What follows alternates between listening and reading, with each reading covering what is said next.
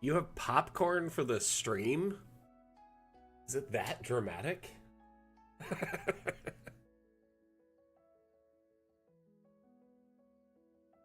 Welcome, one and all, to the damn stream.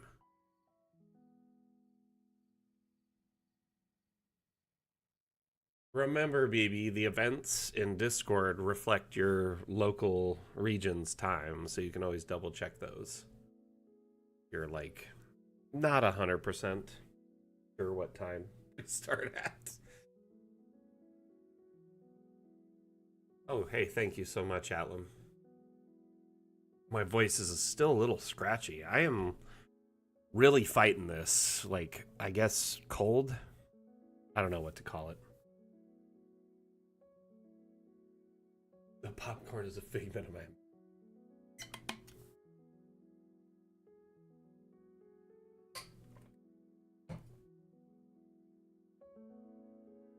Okay. Are they already melted, Mondu?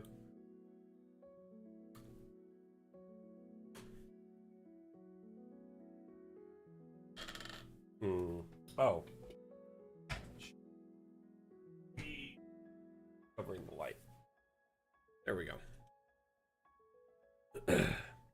So at a point in time, there used to be two computers in here, mine and my wife's.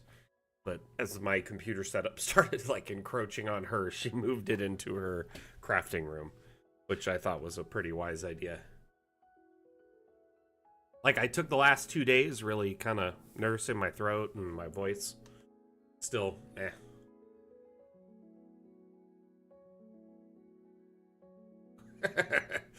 Okay, BB, if you say so.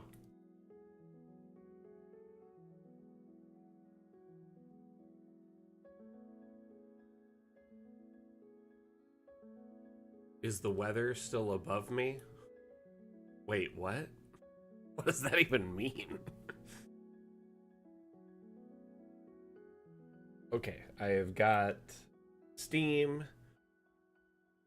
TikTok, I've had to refresh a couple of times, but it is working now, so I'm watching the TikTok chat. Well, okay, maybe. Chat is kind of slow loading at the moment. There it is. Hey, Disturbed Brick, how are you? Lord Rev, welcome back.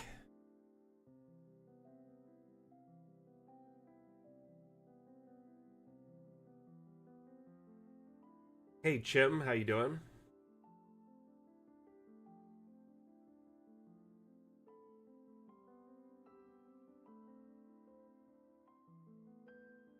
Nice. I will say, Chim, okay, so I'm looking at your post. You said, "Hello, thank you for encouraging us, audience, to look into the asset creators." It's been a neat week. Learning how to navigate Steam. It's a new landscape here. Opening profile and seeing whole catalogs inspired me. Yeah, Swedish Cook did a great job with this map, first off. It is brilliant. Little airship docking station here. Hey, Gaz, how are you doing? Welcome back. So, I just gotta say, yeah, I mean, Dungeon Alchemist as a whole is great, right? But you wouldn't have beautiful maps like this without the workshop. Or without brilliant creators such as Swedish Cook or Sack or, you know, Asmodeus, etc., who share tons of assets on the workshop. This is a beautiful map. The map is called Mountain Airship Port. So as I'm seeing it, it's like at the mountain crest. There's a bunch of airships.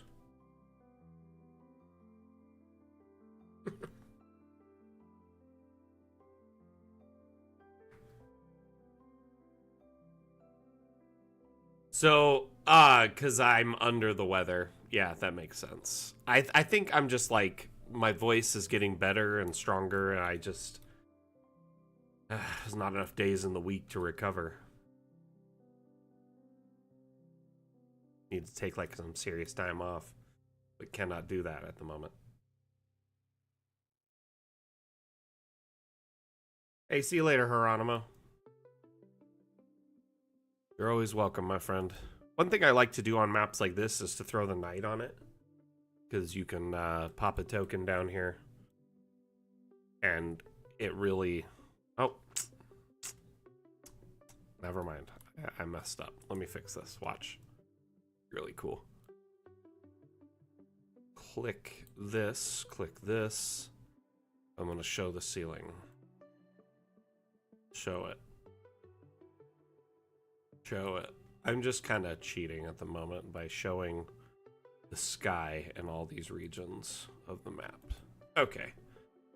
This should cover most, if not all of it. So I clicked on pretty much every room in this environment with the edit room tool. And then I told it to show the open sky, which in my opinion is much more important than a closed space. Dang, that token. I cannot click it for some reason. But if you look at it now, it's like this. So it's like these airships are kind of at the top of the hill at the night sky. I think it is really cool, Crit Fest. Welcome, by the way. Just a couple of clicks, and this is really popping, if you will. Don't know why I couldn't click on that token again. Might have a weird collision box. I might need to fix that. You know, I've been testing for COVID, and it's not that. So I'm thinking it's one of those other, you know, norovirus or something. I hope not. It just seems like a really bad flu. Yeah, that makes sense, actually, Swedish Cook. I kind of thought this collider was good, so I was a little worried. But yeah, you have some, like, these have huge colliders because of the Yeah, I get it. This is a beautiful map, my friend. You did a really great job.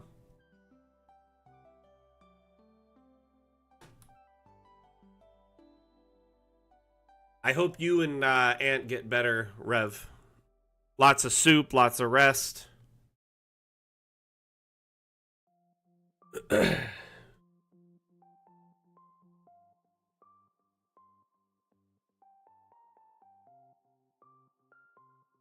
You mean the field of view, Jim? For like first person?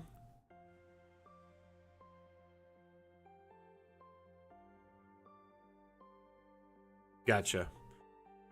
Yeah, so if you go to the settings menu and you go to first person, you can adjust your field of view for your token, like first person perspective. I usually sit around 90, but you can go anywhere from 30 to 130, which is a pretty broad perspective. It kind of gives you like a fisheye. Yep, definitely cannot grab it again unless I'm really careful. But it's a much wider perspective now.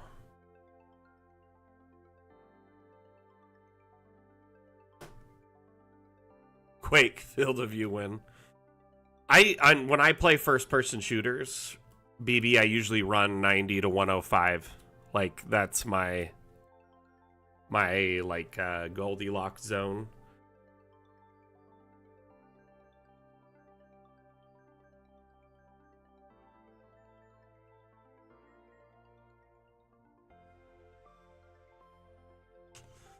Huh. You know, I guess that's a matter of perspective, really, at the end of the day. Jim. But I do agree to an extent. I prefer it higher, but I don't go all the way up because most people in our community don't like it. They say it makes them kind of queasy. And I can understand why.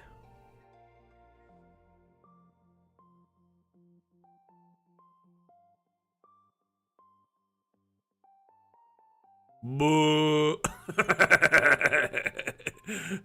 I see behind my eyes.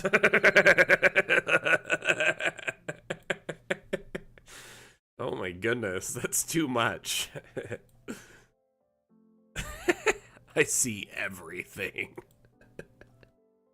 If you want to see sideways in time, that's what you do right there. Ah, didn't change this room. I guess it makes sense because it's like inside the bubble. Oh, for sure. It's pretty fun. Boop. This is one big room. Uh-oh. Yep, one big room. Way to go.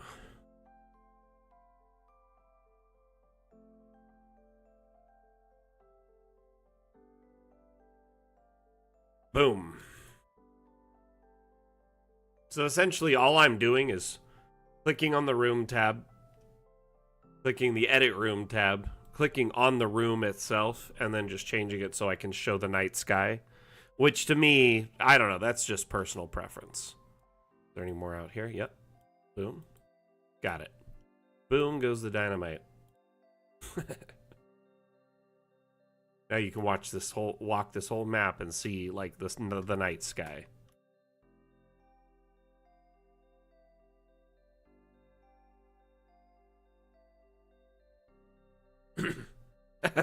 It was all my fault, really, actually, Mandu. I did it on purpose. Strategic crashing.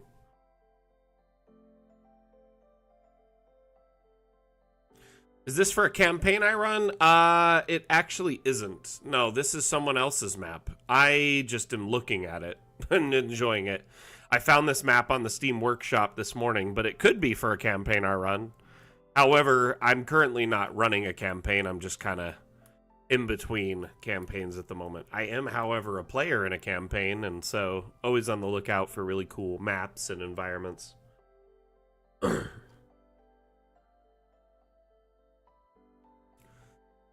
Hey, Polaris, how you doing today? Welcome back.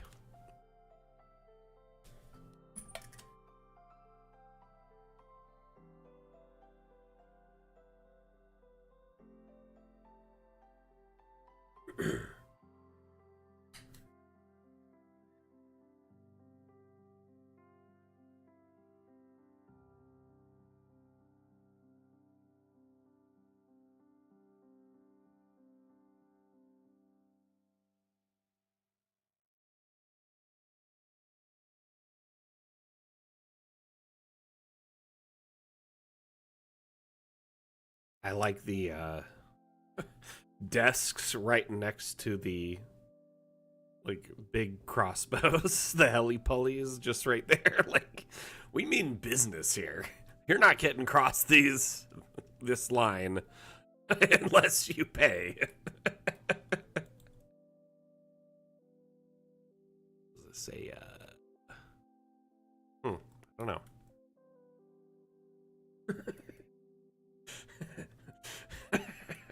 This is heavy security right here. Like, they mean business.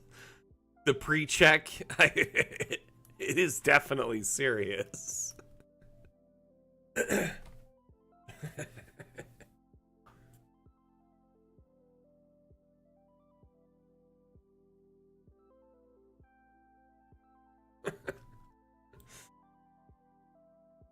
This reminds me of a spaceport and like Solo. A little bit more dangerous.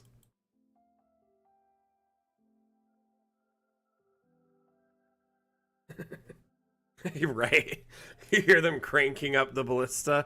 Yes, I will definitely sign. I did not mean to offend you, actually.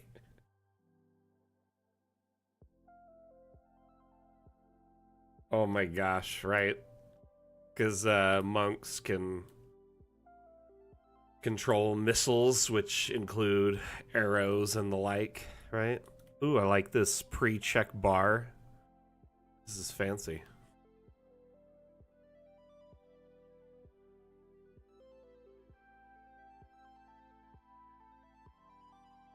Swedish cook. What's the inspiration here, my man, like for all of this? Just having fun, or are you running this in a campaign right now?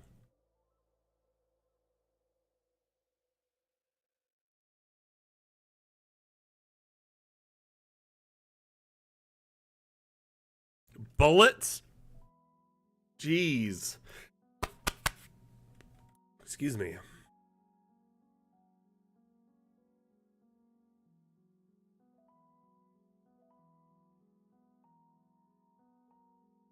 Ah, gotcha.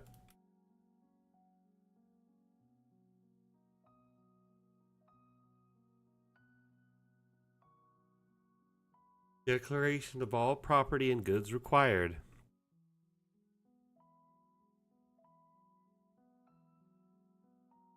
Lady Ain Joysword.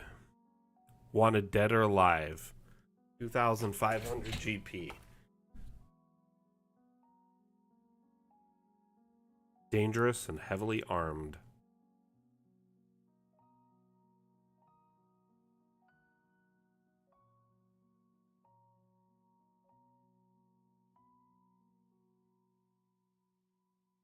I really like this scene. Right here, in particular. Oh, I missed a room. Darn it.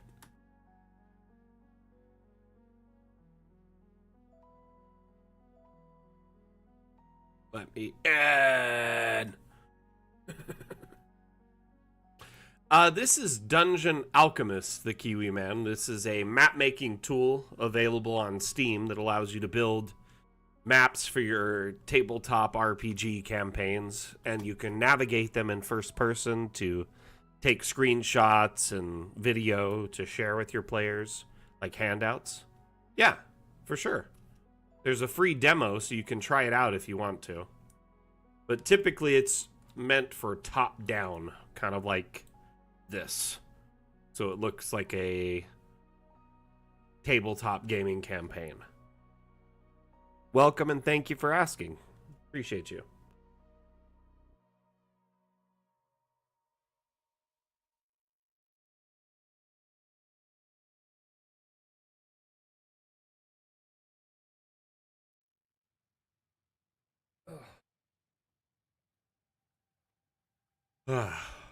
Nursing a bit of a sinus headache.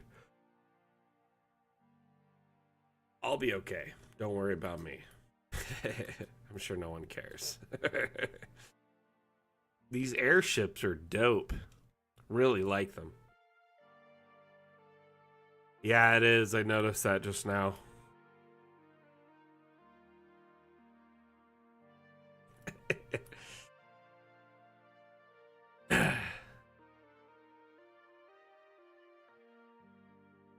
I almost made it from table to the top of that.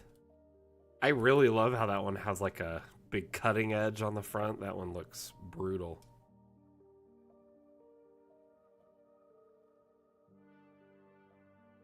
Oh, wow.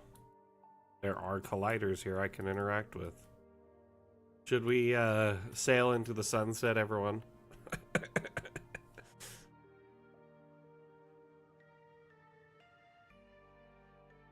The chopping board? Yeah, it's pretty good. It does a lot, doesn't it? It's like a Swiss Army knife of Dungeon Alchemist assets.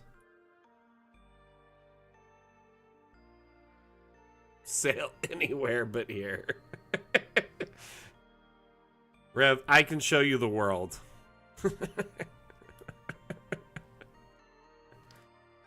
I love this backpack on its side here.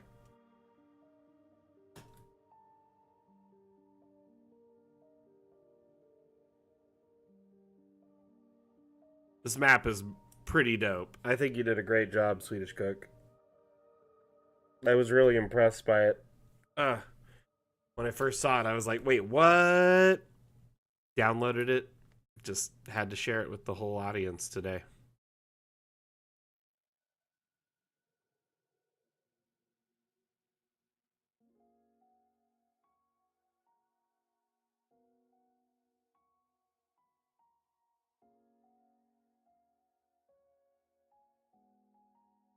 Whoa.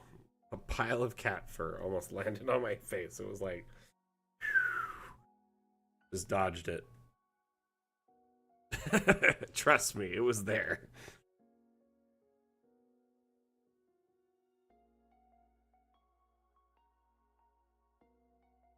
found this map on the workshop, and I thought it was a fantastic build. Great use of the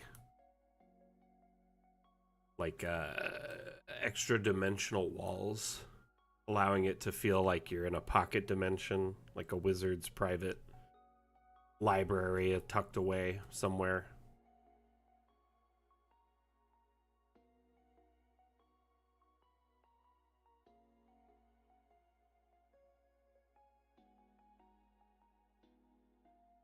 Oh, what is that? Little potion tucked in there. Yeah, there's these crystals on the outside, mana crystals.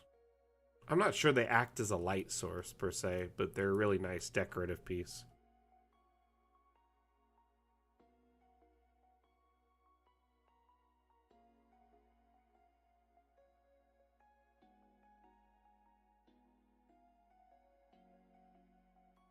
Crystals, I don't think act as light sources, but they do emit like light from them, but they don't act as a light source. So they look bright, but they don't like act like anything under this menu here.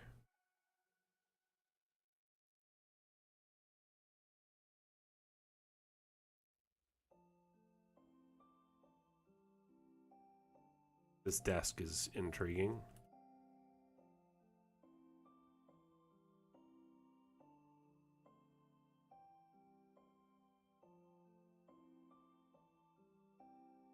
Just like a whole bunch of gears, backwards book, lamp, honey.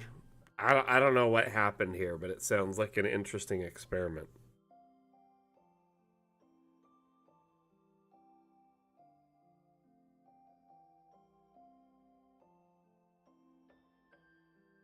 Kind of has that vibe, right? Ooh, some snacks.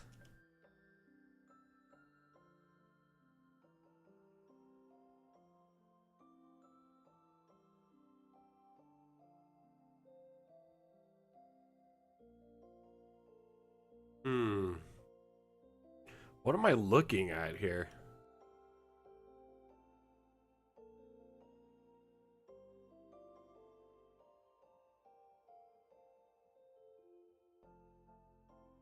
Sideways alien. Come on, let's look at it seriously here. I'm trying to figure out what this is.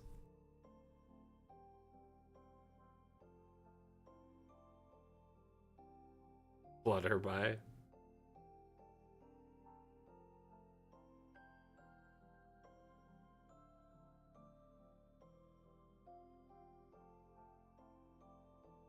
Does look a little bit like a skull, huh?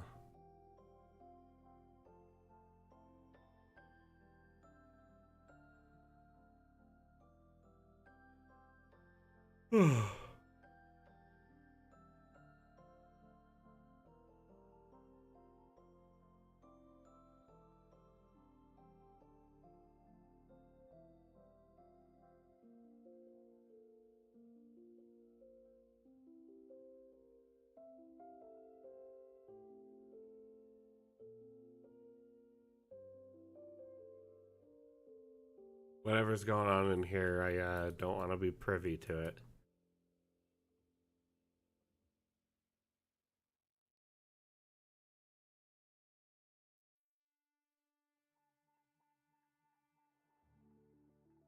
This map is quite interesting.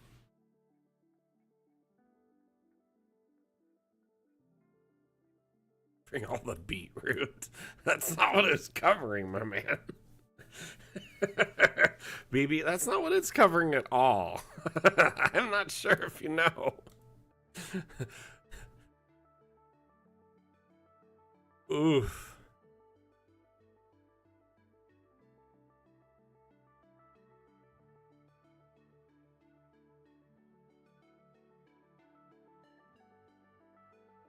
Guys, that's an interesting take. So BB's take is this is a sheet covering beetroot.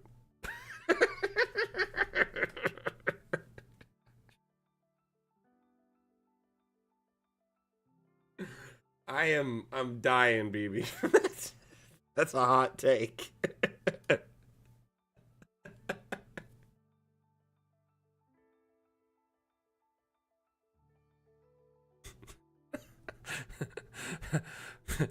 Are they okay?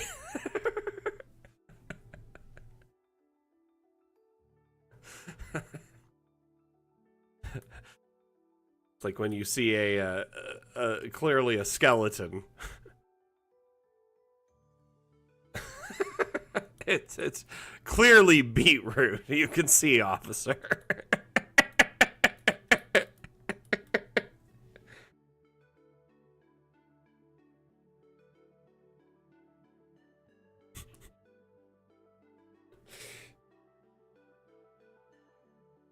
One time I was at the like pier or like port like area like the beach at Newport Beach in California, not East Coast. And there was like a seagull kind of like flopping around in the road. I think it like got hit by a car or something. It did not look good. And I'm like looking at it, like trying to see if I can help it or whatever. And like these group of teens come up, like maybe 15, and they're like, "Is it gonna be okay?" And I know they were clearly being sarcastic, but like, oh my gosh, it was pretty rough.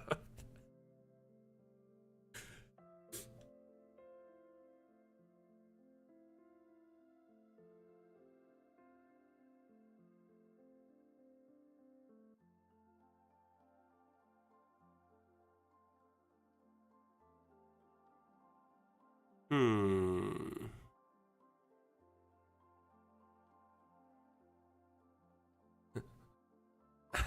Kicks a bunch of children's toys to the side. That looks pretty gruesome, I'm not gonna lie. We'll just assume it's nothing bad. No one was hurt.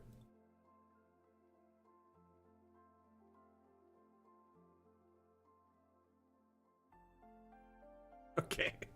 We're gonna go look up some other maps. Can you believe there's almost 11,000 maps on the workshop? By the way, congratulations on your map being the most popular map at the moment in the last month. BB, good job.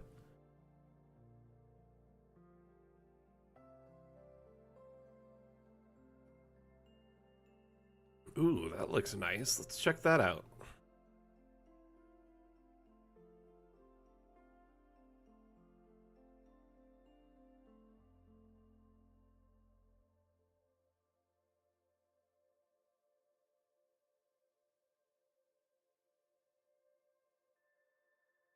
Oh, I gotta download this. I didn't even notice that.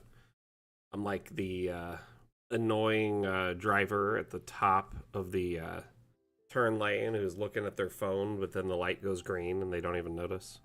Oh my goodness. What do we got here? Shiverbug. Hey, buddy. Come on. Come on. Oh, come on. Oh, come on. I'll keep you toasty. Close that door behind you. We don't need no moms in these parts. If you stare harder, she'll come back quicker. No. Come on. Look at this. Look at that. Look at that.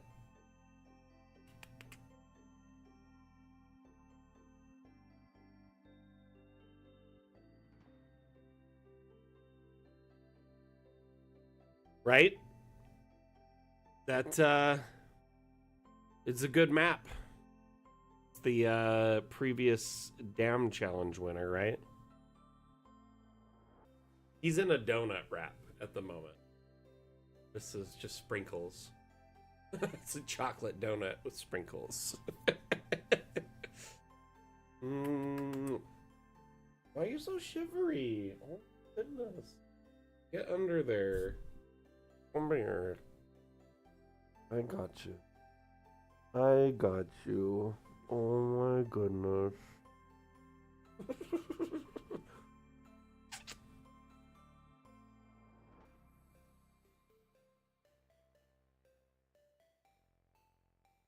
Guys, I appreciate it because he is my baby boy. He should be the spitting image of his dad.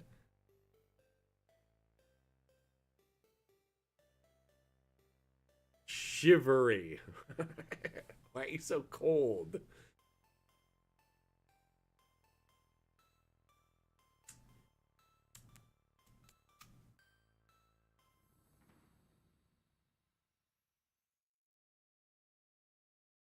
Ooh. You okay? Okay. Oh my gosh. Dad's got you. I'll keep it toasty. Why are your ears so cold? Huh? Why are they so shivery? Cover you up just a little bit. People see your eyes and your nose. That's it.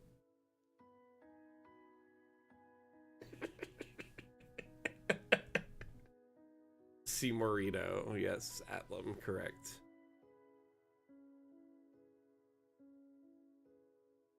Hey, Atlam, in regards to your question earlier in DM, I mean, I don't know for sure. Do you want to test it?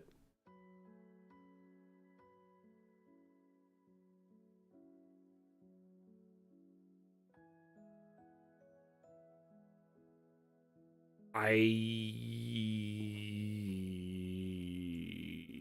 don't know. Cool. Good to know. I guess I could put them as one word. I feel like there's a way to do multiple words, but I can't figure it out because I'm dumb.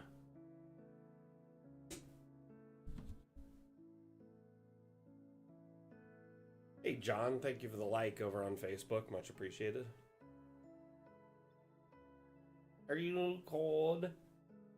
Goodness, he is shaking, right? He is so cold. I'm gonna toast him up.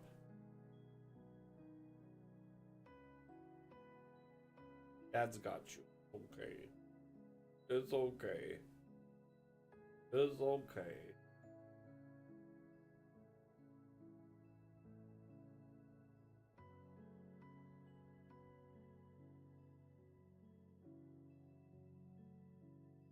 There's no dog here. You saw nothing.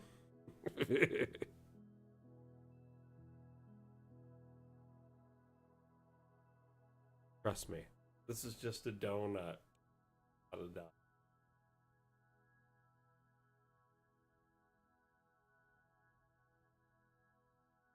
You want mom? Oh. Ah. You want your mom?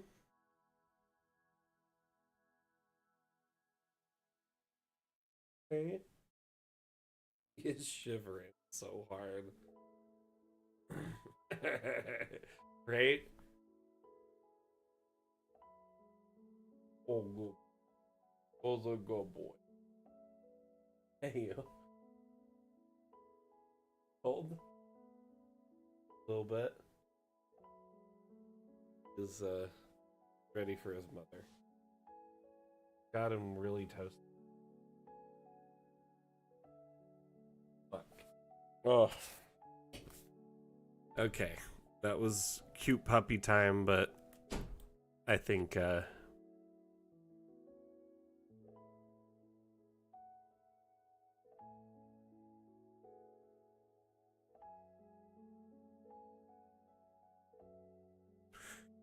Shlomo, what you're seeing here are actually just like objects. These are standalones. Individual objects. House. So they're likely these new ones that were shared by, yeah, right here. These ones. You cannot. They're immersion. They're set pieces. Think like a movie. You know, like a scene in a movie. Not every house is enterable in a movie. They're there to add immersion.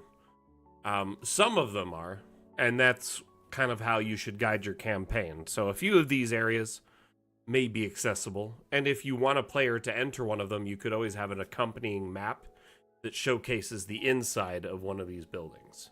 It doesn't have to be right on this map that you see the inside. Does that make sense? But in this case, I'm assuming this person that created this map wanted to showcase the harbor kind of area and this little market. And if any of their players say, hey, I wanted to go in this building here, they probably could just make another map, new map, showcasing the inside of that.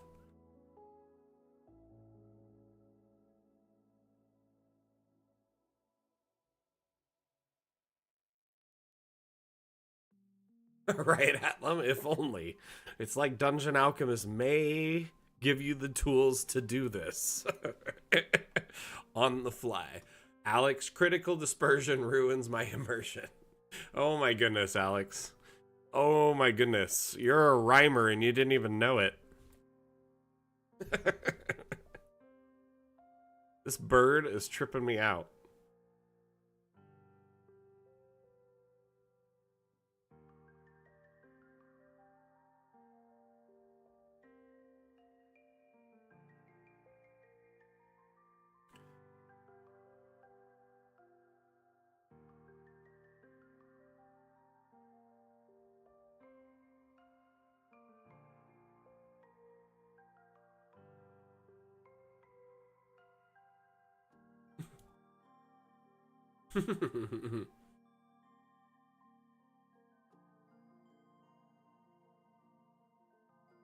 I like this market here. Doesn't look too sanitary, but it's got a lot of it's got a lot of heart. Let's just say that. Look at this meat just hanging there in the air. Got these lovely ribeye steaks, T-bone steaks. Trust me, it's sanitary.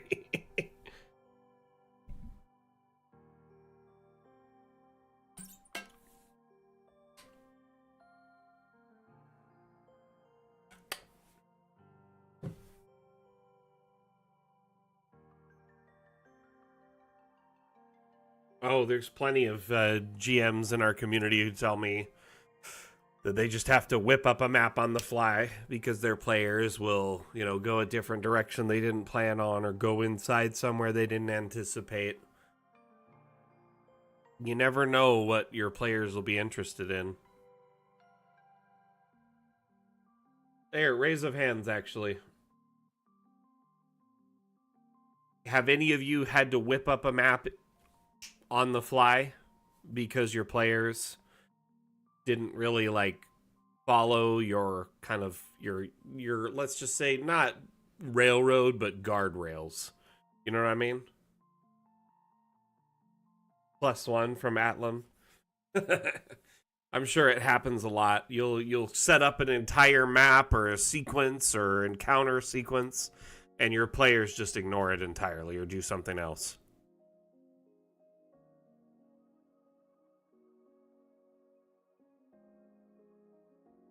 You can't imagine the smell? Oh, I can.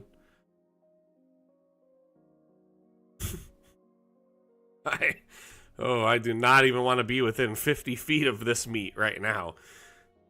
Not even ice in sight. Excuse me. Do we have any flies?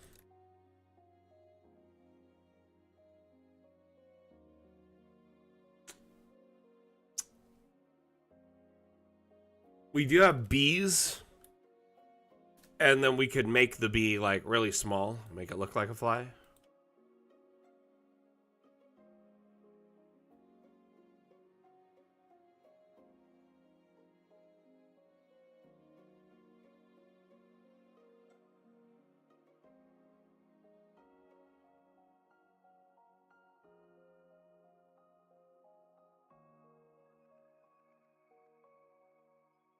That's like good enough. Sometimes you gotta say as a DM, is it good enough?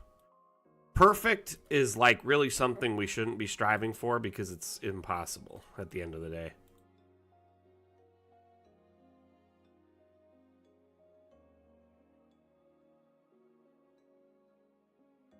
You just say it's perfect after I say it can't be perfect. Come on, Alex.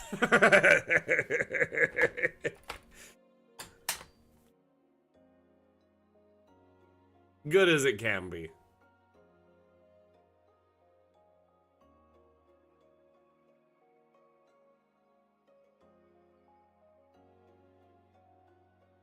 I just imagine going up and then having to do one of these.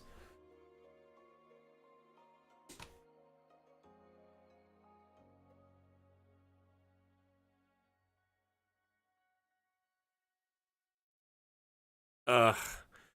Don't even get me started on that. I feel so bad for like new DMs that feel like they have to like hold up to like any of the famous DMs, like Matt Mercer or whatever. It's the Matt Mercer effect really does kind of hold tables up. People are like, "Oh, it should be like this," or "Oh, you're just like him." It's like, no, this is just kind of a common trope, actually. Jim, you've never DM'd? Okay, well, have you as a player derailed your DM's plans and decided to go somewhere they didn't anticipate? Raise of hands if you've done that as a player. Anyone here, actually. I really love that the pigeons are just kind of in the middle of all of this.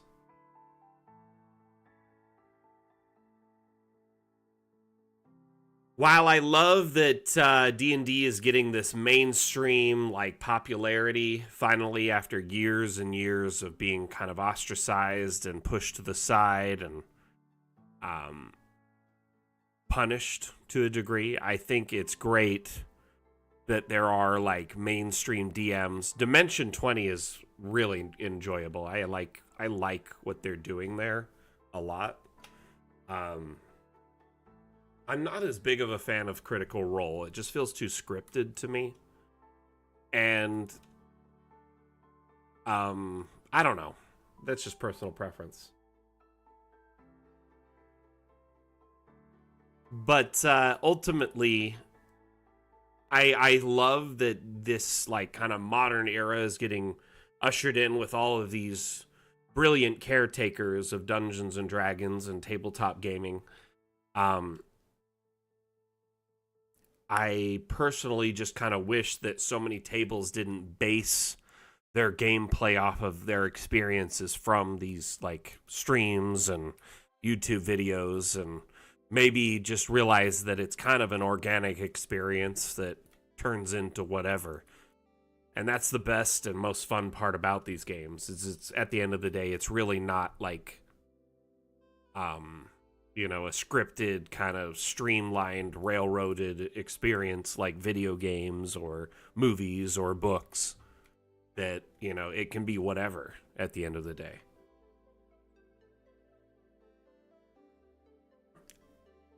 Honestly, I don't mean any disrespect against Critical Role. It's personal preference, and if you like them, you like them. If you don't, you don't. I hope I didn't offend anyone by saying what I said. I just personally, in my experience with it, I watched it a little bit. There was a lot of ads, and it didn't seem like the gameplay was organic.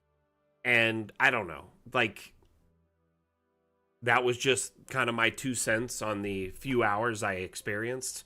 Maybe I need to watch more. Sometimes it's like an anime or a show from the British network. You got to give it like a whole season before you really like it. So I don't know. Like I overall though, I do appreciate what their brand has done for Dungeons and Dragons as a whole. Like I have got nothing against them as creators, and I'm excited to see what they do. And I love Vox Machina, to be honest with you. I appreciate their story compressed into a scripted seasonal format that is movies, but I don't seem to like the streams as much.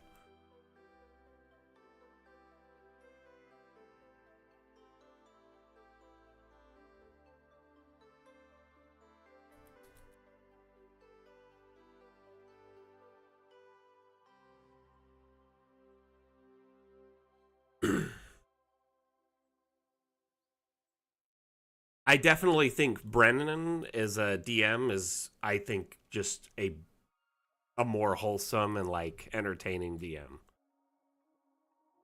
And Dimension 20 is a little bit more fun to watch. This net right here, this sends me. This is so perfect. Like, think about this. This is just like a little fishing net right at the docks. I love it.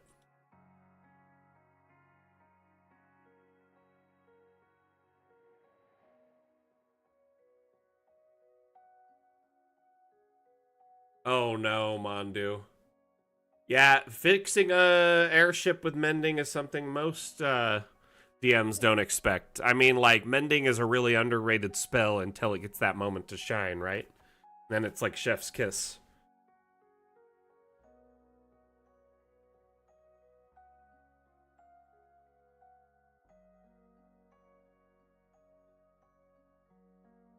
How did they eat their familiar? That makes zero sense to me. Aren't they like a spirit? Can't they not be like eaten? They're only 1 HP. That's cool though that it happened in your campaign. I think it's awesome. I think it's great. I'm just questioning the logic behind it. It was a it was a rooster. Nice.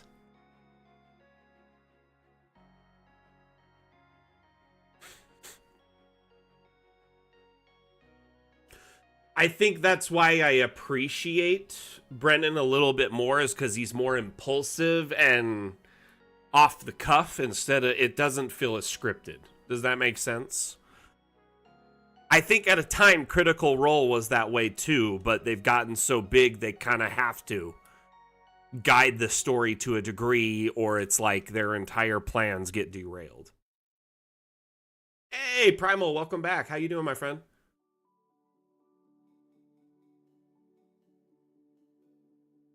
I love both groups. I am excited for what they've brought to like our community as a whole.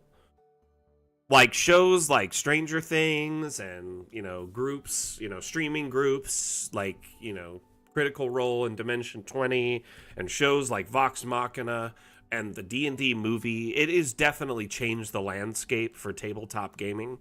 I'm not even joking you. I want to tell you this story. It's a very personal story.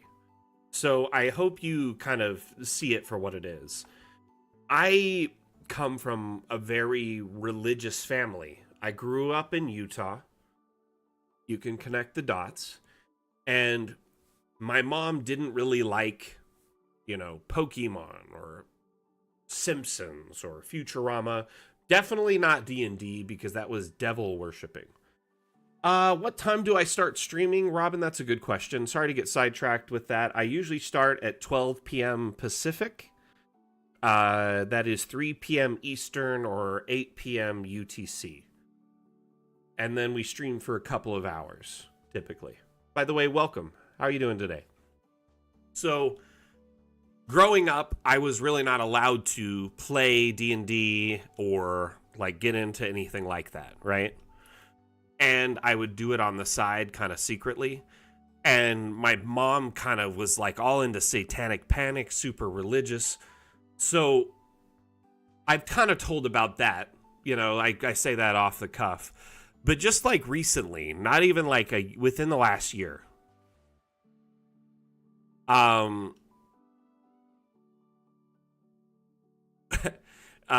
mom, she reaches out to me and she goes, "Hey, you told me you work for Dungeons and Dragons, right?" And I go, "What?" And she goes, "You told me when we spoke last that you work for Dungeons and Dragons." And I go, "No, I didn't say that, Mom, but I love you. I said to you that I work for a company that builds software that helps people make maps for Dungeons and Dragons. Though I appreciate you listened to some extent and heard like a little bit of it." And she goes, "Oh, okay, because I told all my work friends that you work for Dungeons and Dragons." And I goes, "What? Mother, no, I don't work for Dungeons and Dragons. Like, at best, I am working for a tertiary, like, side company that does business with them a little bit. That people understand and use for their Dungeons and Dragons game." And I just tried to explain this to her in the most delicate way possible because I was like excited that she was interested in my life a little bit. But see, growing up, she thought Dungeons and Dragons was satanic and evil. So the fact that she was even like willing to discuss it with her workmates and talk about it with me was shocking. Okay, I was kind of floored by this. But she was bragging to her workmates that I work for Dungeons and Dragons. Bless her heart. I love my mom. She is great, but she just doesn't like always get it. So anyway, I appreciate her. I love her, but it was far from the truth. Anyway, Robin, I actually am not going to be working on a desert map today. I'm going to be showcasing maps from our community that are shared on our Steam workshop. You can, we have over 10,000 maps shared by our community. And I like to showcase various ones, maybe diamonds in the rough, people don't always notice. That little theme you see on the bottom, the little ticker talking about the desert, we have an ongoing map making contest called the Dam Challenge, and we ask anyone who wants to in our community to participate. It's open to anyone. As long as you have a copy of Dungeon Alchemist, you can participate. So everyone is encouraged to use desert as inspiration. You make a map of any shape or size, and you submit it to our Discord in our Dam Challenge channel there. There's a few rules pinned at the top, but if your map is submitted and follows all the rules, you have a chance to win a small prize and a little bit of bragging rights. It's a $10 Hero Forge gift card, and also your map is featured promptly on the Dam Challenge stream as the first map featured for about a half hour. It's also showcased in our weekly newsletter. Currently, you can see the past winner here, which was this sewer camp. Beautiful map. Anyway, we have this ongoing map making contest so everyone in our community can kind of challenge themselves to make an interesting new map that might go outside of their comfort zone, and at the same time flex their map maker muscle against all the other cartographers in our community. At the end of the day, though, it's really all in fun. There really is no, super competitive stuff to it. The winner gets to showcase their map, gets a prize. Anyone who entered also gets their map showcased during that stream, which is next Saturday, opposite Saturday of today. But I do appreciate you asking about it and showing interest in it. If you're interested in participating, if you have a copy of Dungeon Alchemist, this goes for anyone. You can make a map of any shape or size using desert as inspiration, post it in the Dam Challenge channel in our Discord, and you have a chance to win. It's actually really fun, and there's already starting to be maps being showcased. Oh my gosh, right? Zach really came through with this. I was talking to him on the stream while he made this while people were asking for it. Sorry to get sidetracked here. This little measuring tape was added on the workshop as well by one of our creators in our community. And it is a great way to quickly kind of measure out areas without having to... Oh, I hope the workshop is okay. That is really slow for a quarter of a megabyte. Let's kind of drop it in there really quickly. Always, remember at the end of the day, you can turn on your grid. But something like this is really quick, easy way to measure stuff. Anyway. Okay. By the way, I just want to say I am multi-streaming on several platforms right now. We are live on Twitch, Twitter, Facebook, TikTok, YouTube, Steam, etc. So if you hear me talking to someone and I'm not answering your question, or it seems like I'm talking to someone you don't know it's likely a different platform that I'm chatting with. So I apologize if it seems like I'm going crazy and talking to myself. It is me actually chatting with various users on different platforms. Well, Robin, I hope to see you make a map, either whether it's this challenge or one in the future. Would love it. By the way, throughout these streams, if anyone has any questions, please feel free to ask on any of the chat sources, and I will do my best to address your questions. Wait, how did I do the measure? I downloaded this from the workshop, Shlomo. If you go to browse assets,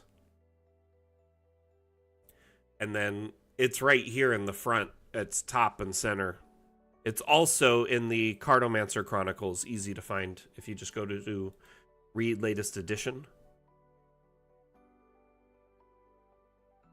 But you can click on that and then hit, it says subscribe and download usually right there.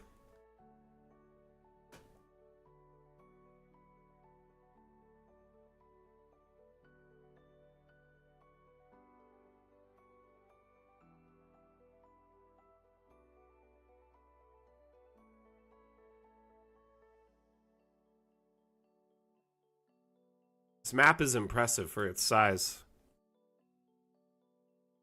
51 by 58, nice little port, little city. Lots of heart to it. Lots to check out for your players. Could easily handle several encounters.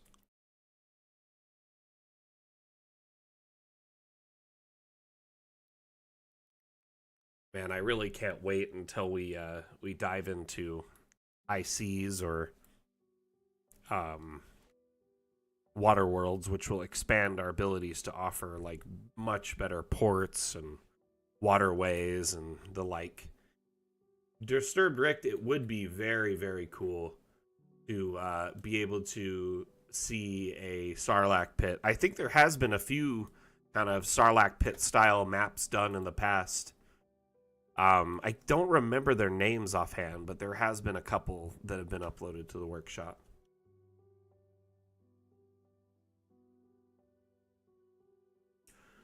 What do you mean, Mandu?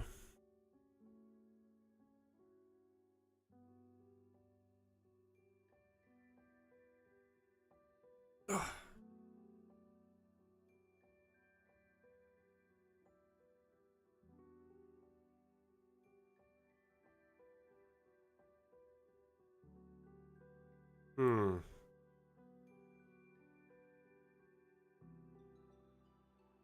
This looks interesting. Or are you just being punny?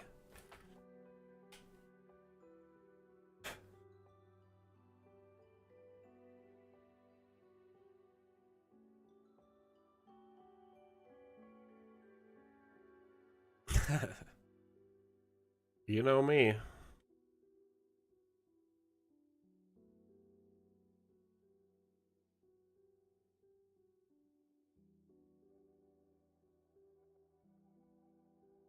So this map was actually shared with me over Instagram. A creator on Instagram shared it and showed me a screenshot, and I was like, man, this is awesome. You need to show this on the workshop. And they're like, oh, I haven't posted it yet. I was like, well, do it. And so they shared it and let me know, and I'm not gonna lie, this thing is pretty cool. Though I will up the graphics a little bit, and I'm gonna go into the grid and maybe match it to the blue so it's not so. Ooh, I got a better idea. Make it not visible. It's like tearing through this. But I love the idea of like this arcane arena.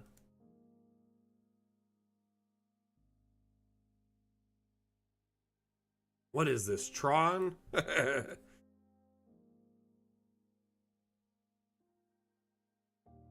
Volcari. Okay, that's you. Okay, wait, who is that? Can't read that name. It's hard to read. It's like bright.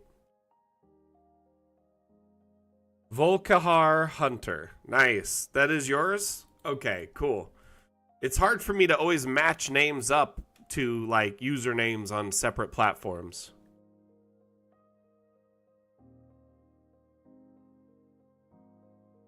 I honestly love this. I think it's really, really unique.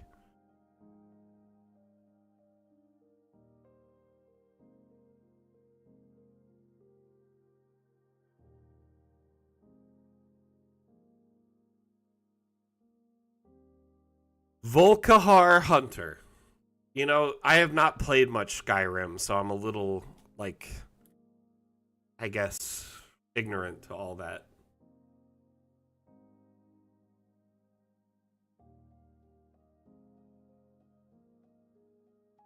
Looks like you've wandered back into rollerball.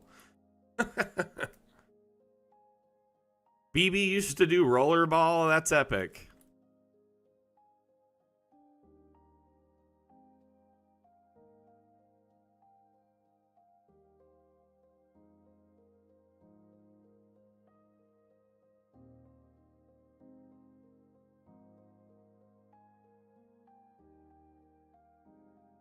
Oh, gotcha. Fair enough.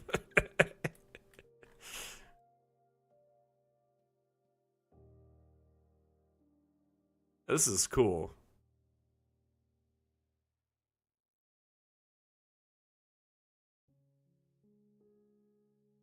Someone was saying how, like on Reddit, I think, that Vegas is actually a Fey realm and no one realizes it.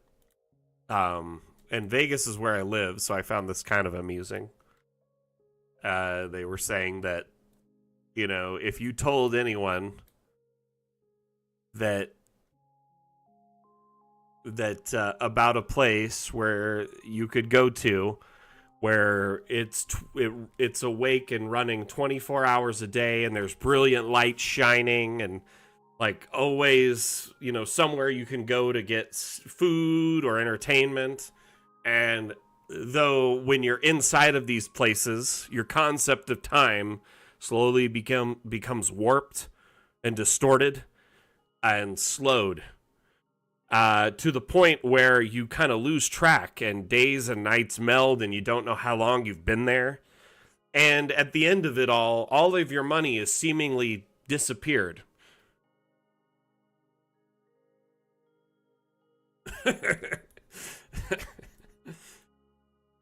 So, Vegas is a Fey trap. It's a city in the middle of a desert, right? In the middle of nowhere.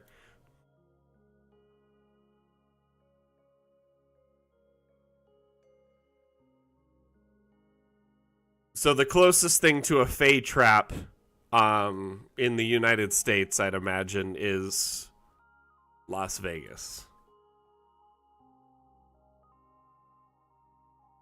I mean, there has been plenty of sorcerers and witches who have had, you know, seasonal showings on the strip here.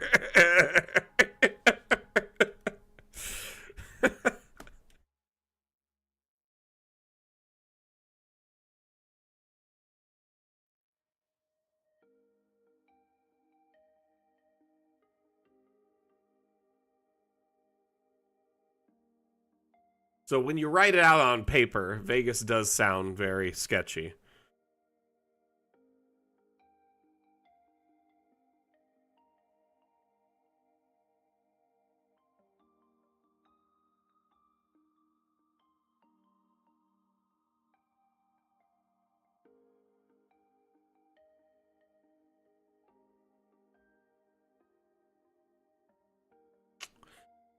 Oh, Hellboy's some good stuff. Like, I love the movies, don't get me wrong, but, like, if you start diving into the lore of Hellboy, it's really, really good. Recently got, like, a mountain of content from that series thanks to Humble Bundle.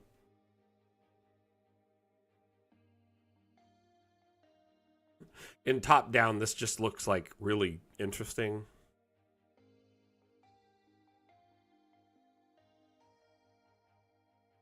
There's just so many neat characters in the universe, and honestly, it is just a mountain of lore for your D&D campaigns. Like, you could literally just homebrew it into your D&D campaigns like crazy, or do like an Eberron campaign or anything with it. It's great.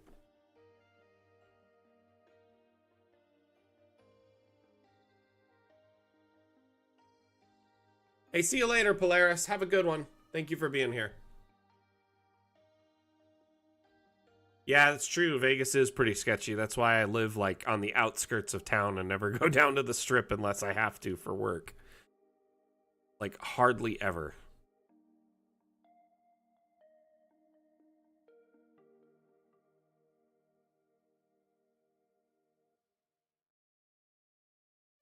You'd be surprised. I don't really gamble. I think I've gambled like, shoot, 3 times in my entire time living in Vegas. And I've been here since like 2015, 2016, somewhere in there.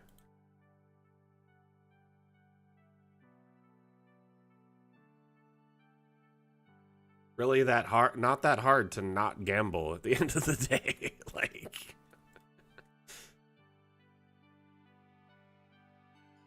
this is simple but elegant.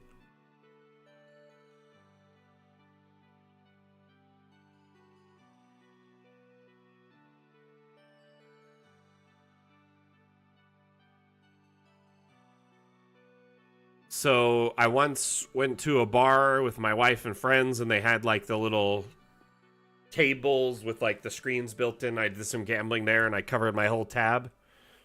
And then another time, we met up with some family friends who were visiting, and they really enjoyed gambling. I did not realize how much they enjoyed it because they were like dropping hundreds of thousands of dollars per like hour, and we were just hanging out with them, and I was shocked, and I was like, you know, I appreciate you inviting us to hang out, but I can't be a part of this because like every time you gamble it's like a month's rent for me, and that just doesn't sit well with me, you know. So didn't hang out with them anymore after that. We just kind of left. And then I think another time we gambled, it was like at a friend and family party kind of thing. It was just cards and like a table setup, so it was like completely innocent, like nothing intense. You know what I mean? But yeah, I've never really, like, I've walked through casinos, I've eaten at restaurants and gone to clubs and gone to like all sorts of events and trade shows and stuff, but I just don't really gamble at casinos.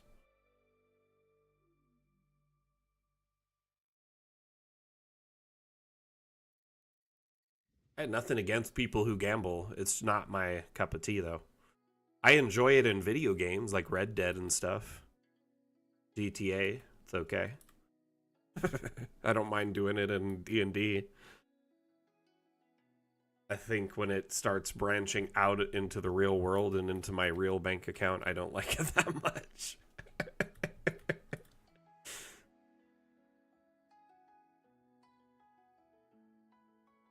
So I'm probably just not good at it.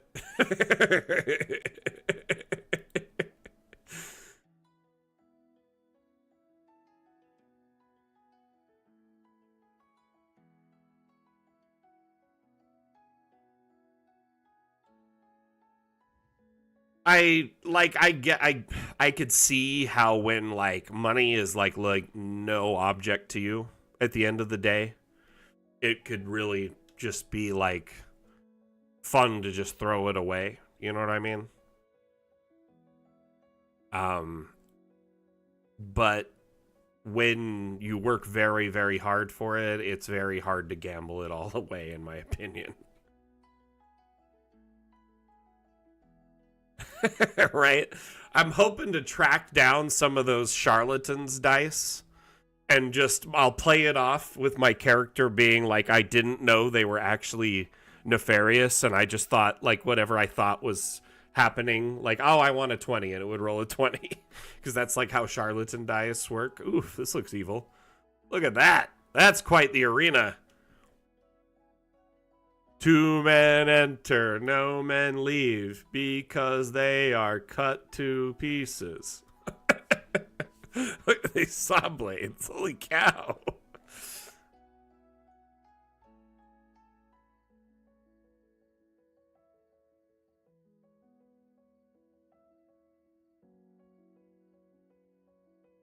Oh my gosh, I'm 8 days away from my next session. I am so hyped. Hyped!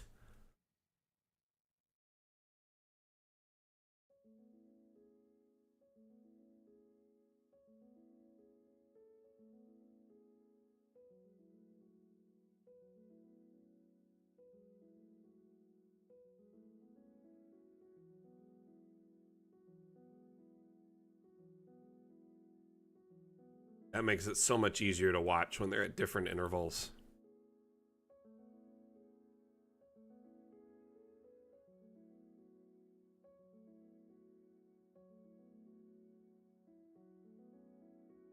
Dang. Disturb Rick, that sounds cool. FanFest Nights Dungeons and Dragons Secrets of Waterdeep this spring at Universal Studios Hollywood.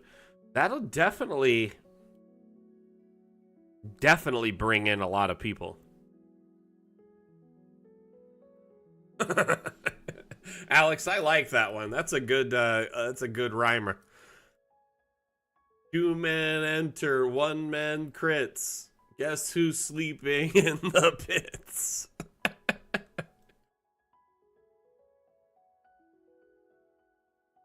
I'm sure we'll start getting more D&D related content as time goes on. Up until like the last couple of years, it's really been like the last 5 years, it's been more niche content. There was literally a Dungeons and Dragons movie like 10, 15 years ago and it flopped hard. There's been like a couple of pushes to try and make different movies and like things in the genre and games, and it's just never really panned out because the time just hasn't been right. And it's really just perfect timing now.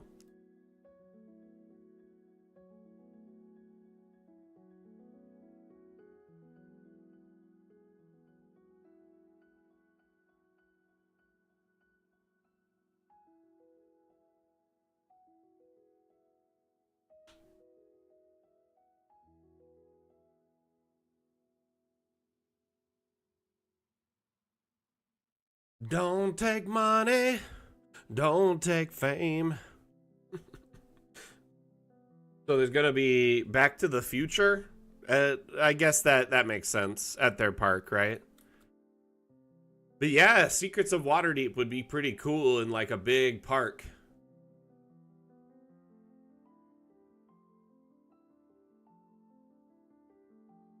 So you're saying that's happening at Universal Studios Hollywood in the spring.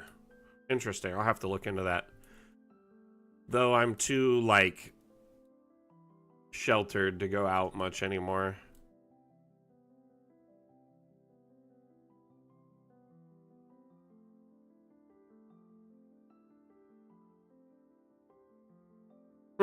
Cool, Rick. Really depends on what you're trying to make the floors out of. Do you want to do stone or wood? There's several different objects, Shlomo, that can work. You would go into the structural menu, right? And for instance, under like wood, you have these like standing wood platforms.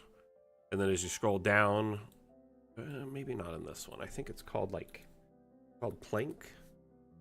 Maybe not. Platform. I'm trying to remember what it's called. Platform. Yeah, there's some stone platforms.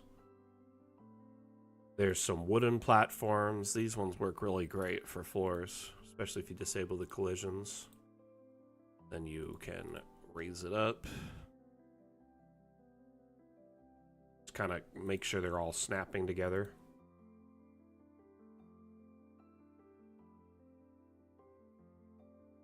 And then when you need one to come up, you just leave an opening where you have a stair underneath that corner. Stone, okay. Stone, I would probably use like one of these. An example. Raise it up to the higher level to be the second floor. And then start copying it and snapping them together.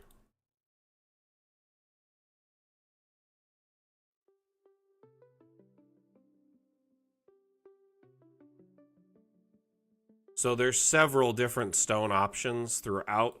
If you start looking at these stone constructions, some of them are like platforms. Some of them actually have like just a piece of stone. There's round ones. There's corner rounds. There are like little, it's kind of simple like corner of these ones, so you could snap a ton of them together if you really wanted to.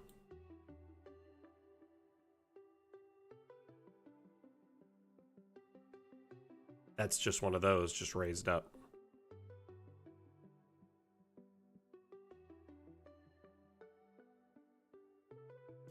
And remember, the collision toggle is really, really critical in this juncture. You're going to need this turned off, which will allow you to raise objects up and down, or oversize them to be a much larger floor. Instead of 10 pieces of wood, you could just have one. But those are rather large planks at the end of the day.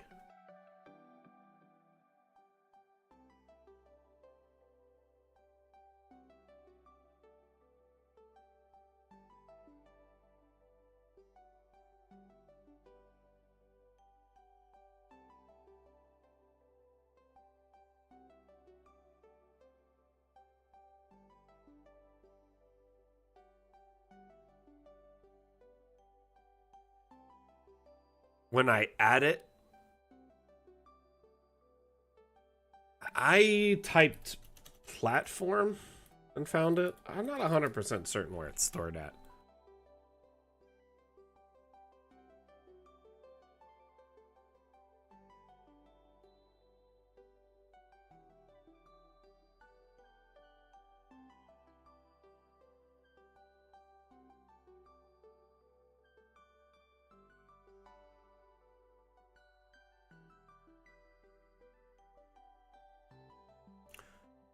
Could be. It's under woodwork or... Yeah, there it is. Woodwork.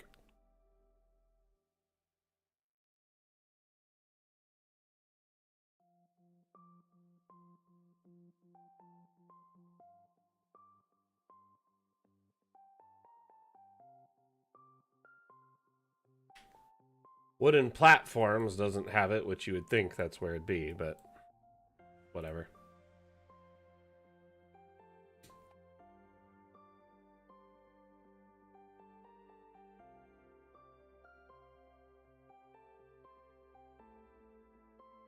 This looks like a rowdy bunch watching this arena, though.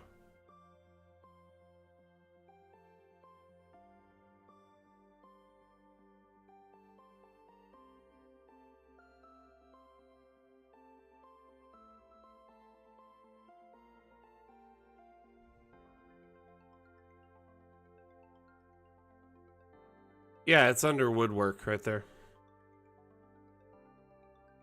It is kind of like Robot Wars. Honestly, Robot Wars is like a guilty pleasure of mine. Anytime I see clips of it on like TikTok or whatever, I can't stop watching it.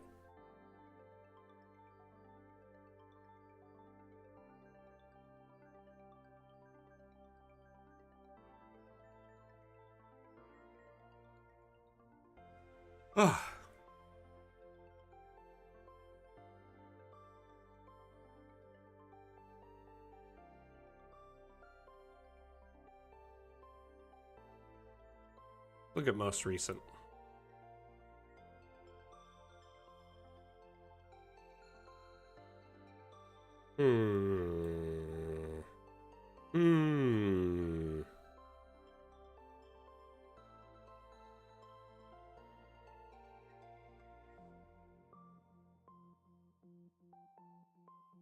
Interesting. Oh man, this thing is impressive.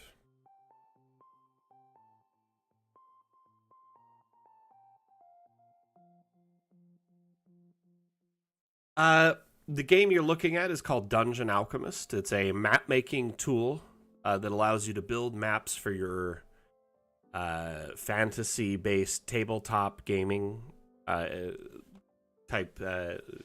Sorry, I lost my train of thought there. So your fantasy based tabletop gaming environments such as D&D or Pathfinder primarily.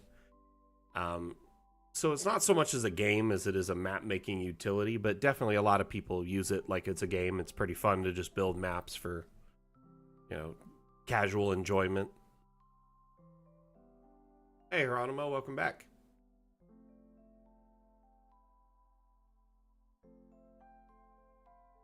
This is actually the official channel of Dungeon Alchemist, so we pretty much only stream Dungeon Alchemist here. I appreciate you asking, though.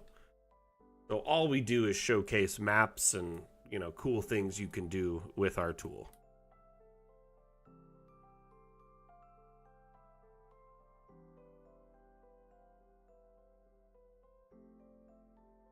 Do I personally play any others? You know, I've played lots of other games, but currently I'm not much of a gamer. I mostly only play D&D. I was playing some Project Zomboid with my homie last night, though. We played for like 4 or 5 hours. It's the first time I played in games in a little bit. I played some Slay the Spire with my son a few weeks ago. I don't know. I kind of swore off a lot of most modern games because they kind of irritate me.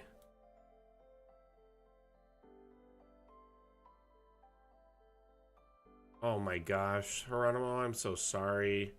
I hope your little one gets feeling better. Just the computer, like the like console-based Slay the Spire, where, you know, it's all digitized or whatever. How about you, Dubs? Do you play any other games? Like me personally, the most thing I'm excited about gaming wise in the in upcoming future is a D&D game I have on the 9th with my family. Yeah, Zomboid though is pretty fun. I haven't played it in like a year, and my buddy was playing it the other day, and he's like, "Hey, we should play," and so I hopped on and played it yesterday for the first time in a long time. I was pretty bad at it though. This is epic. Like I'm just looking at this train, and oh my goodness, this definitely has like a Warhammer vibe or like a, I don't know. It's definitely kind of dark.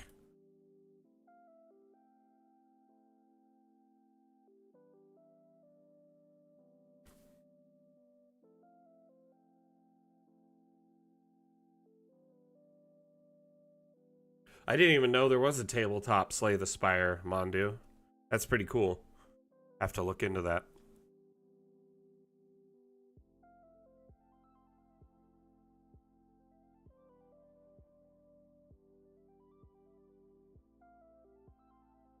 It really is great work.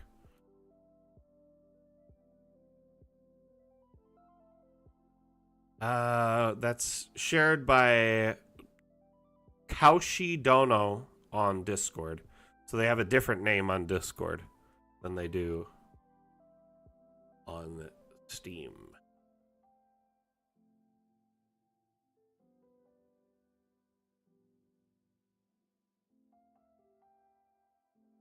I like how they use the drill right there to make it seem like it's part of some sort of engine or something.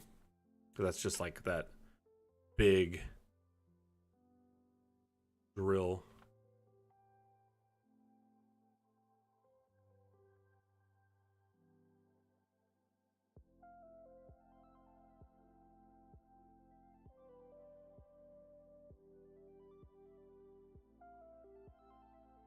We should do a challenge theme someday inspired by a game or movie. Like if we were to add a change, something to them. Interesting.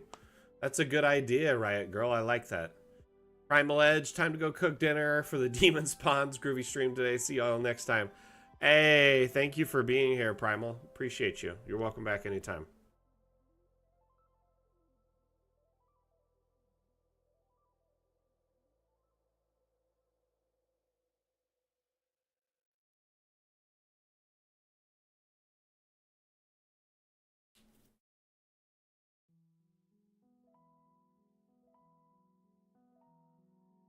Mortal Engines.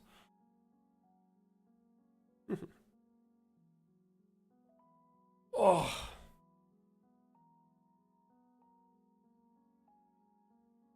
That'd be cool. Oh, I need to get up and stretch for a minute. My legs are starting to get like shocking feels. Sciatica's flaring up. Give me a couple minutes and I'll be back. Just set a quick ad break.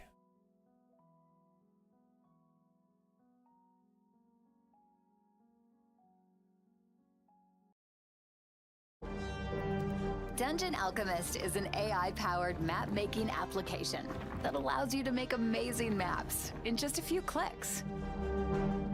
You can then easily print these maps and use them in your role-playing games. Or you can import them into your favorite VTT with walls and lights configured for you. Here's how it works. First, choose a terrain for your map. Then pick a theme. How about an old school crypt? Or maybe an abandoned mansion? Just start drawing rooms, and Dungeon Alchemist will place all the walls, floors, doors, objects, and lights for you. Each new room is generated on the fly and is completely unique. Yeah, we do all the grunt work for you, so you can focus on creating. Changed your mind? No problem. Swap out the theme of an entire room with a single click. Is it a garden? Nope, it's a hovel. And now it's a tent. Everything in Dungeon Alchemist can be adjusted. Release your interior decorator and go wild.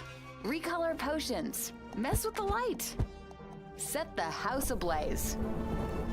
In Dungeon Alchemist, you are the artist. Bring in your own content and really personalize your world. Dungeon Alchemist comes with thousands of unique assets, each lovingly crafted to suit your adventuring needs. Create a glowing mushroom forest. Light up your abandoned temple, or stuff your room to the brim with pillows. Build an entire world in seconds and reshape reality to your heart's content. Once you're happy, bring your world to life and explore your map through your player's eyes.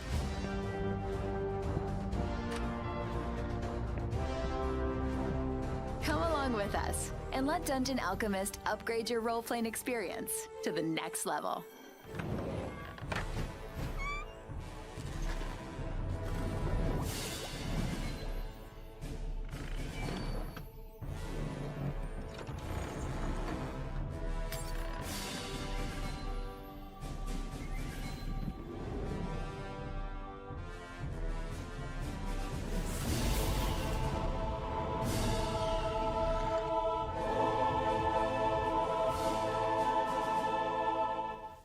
Dungeon Alchemist cannot be held responsible for any bodily harm, injury, loss of limb or loved ones, poisoning, curses, level drain, elongated limbs or toenails, death or undeath your players may experience from their character's use of this product.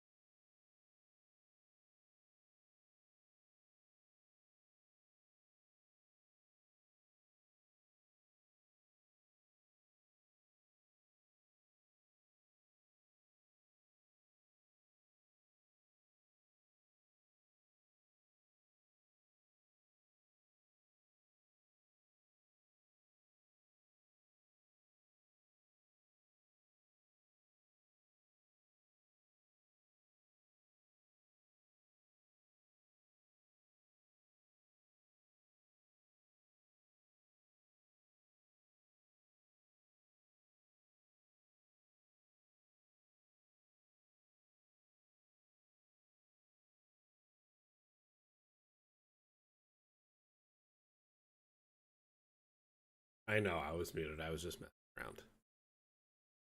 So I should get some compression socks and some compression gloves and some compression aglets and a compression hat and some compression stockings. Anything else I need to get rid of my stuff?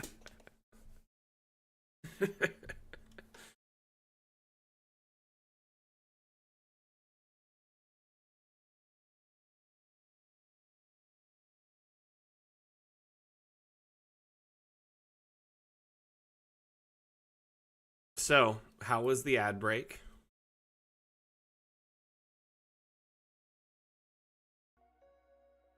Was it everything you imagined and more? Did it make all your wildest dreams come true?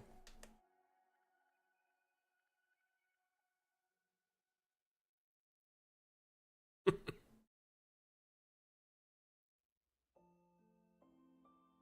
talk about future ads. To be honest, you getting bored of the ads?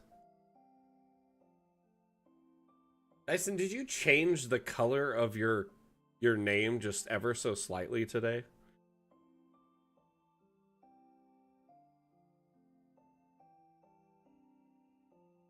Vote for Pedro.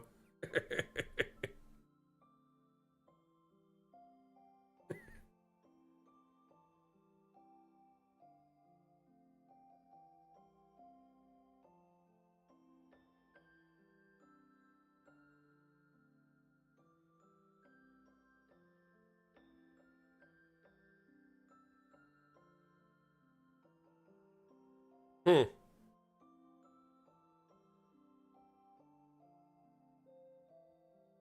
Hey, Sabka. Oh, guys, definitely got that. Okay. I got it so hard because let me give you an idea of how much Napoleon Dynamite was loved in Utah more than anywhere else. So, if any of you aren't aware of Napoleon Dynamite, I'm sure most of you probably are. It's like this weird kind of indie film that blew up and just got like cult status almost overnight. But mainly because a kind of almost rabid audience in Utah and Idaho. So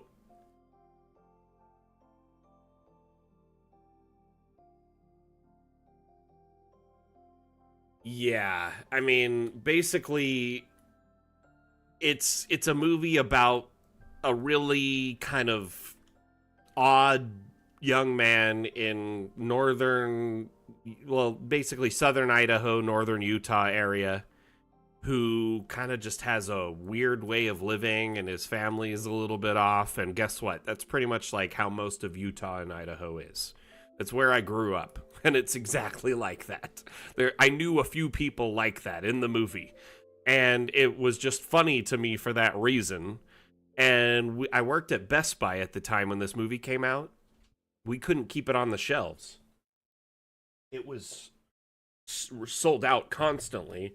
So my manager had me call other stores around the nation where this movie was sold, like back east and different states where they're not selling it at all and they have hundreds of copies and they don't know why. And we're like, "Can you send us those copies, please? Because we're going to sell them." And they're like, sure, I guess. We'll send them to you because, I guess if you want it." And we ended up selling in our tiny little Best Buy in southern Utah at the time. We sold like, I'm guessing close to 1,000 copies of Napoleon Dynamite.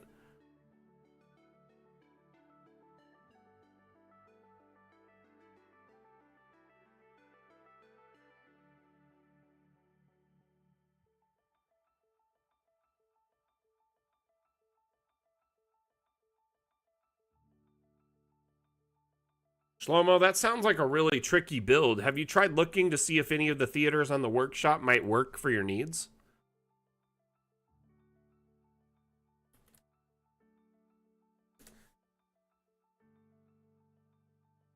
I only ask because there's some that like have some neat like multi-level auditoriums. Crazy stuff. Let's see, theater. Let's try Playhouse or stage. Quite a few stages, actually. Concert hall is a good...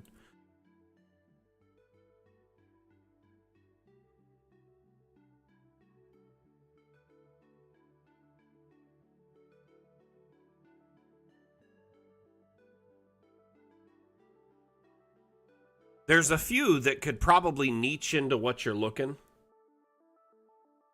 It's part of a larger dungeon. Gotcha. So does it have to be in the larger dungeon as one big map, or can it be a section of the map they load into separately because it's kind of an iconic piece?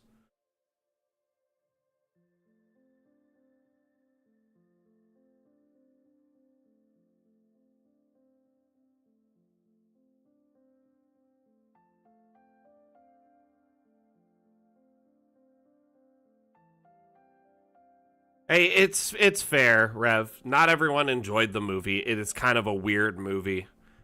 I'm not one of those people like, you don't like it? But here's the thing, it just hit, it was real. It was like Utah the movie for me, okay? And so for me, it was hilarious.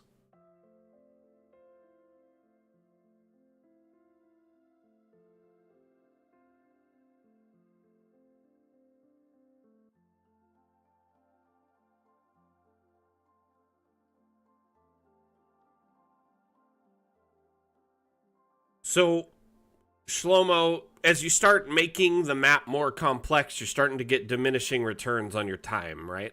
Because you're adding all these complex different aspects to a singular map that make it harder and harder to build in the current state of Dungeon Alchemist. It's going to be a headache for you. Okay, I'll admit that right out. What I would recommend in your shoes is either compartmentalizing the build into several sections, several maps. Floor A, map A. Floor B, map B. Floor C, map C.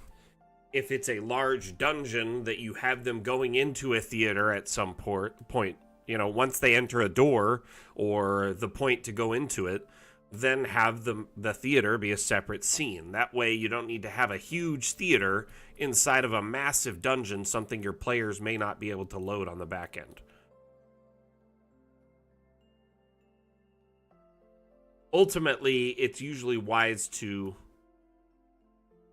keep things compartmentalized and separated so you don't have to try and load a massive map. Your players will struggle to load something like this. Whereas if you have, parts of the dungeon, and then, once they hit to this bridge and cross it and go through the gate, now they're in the theater. Load the theater. Does that make sense? It's just like how producers and editors stage movies and video games. It all needs to be done in sections.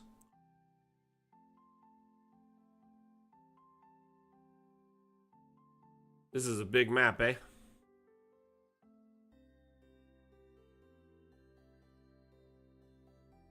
Correct, Shlomo. Different set pieces, just like a play. That's a really smart way to look at it. Is you can't have it all on one stage. You got to have different sets that you move in and out throughout the play to get it just right. This map, though, is something else. But I did load a large one to kind of further, help my point.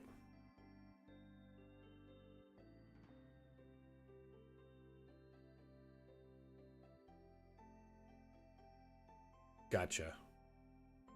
Honestly, Shlomo, I am really impressed with how far you've come in such a short time as a map maker, because I remember when you got DA. It's only been like a couple of months. And you're really advancing in what you're working on. So I don't want to discourage you from trying to build a multi-level map. Just know you are getting into some advanced concepts that will be a little bit more time consuming at the end of the day. You know what I mean?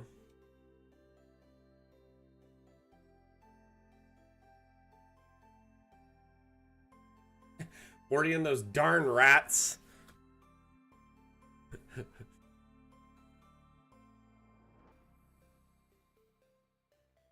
So I kind of strategically picked a halfling in my current campaign that I'm playing, so I could get a mount that's like those what's the dog mount? Gosh, all of a sudden I can't remember. Mastiff. I want to ride a Mastiff as a little halfling. I think it'd be super funny. Yes.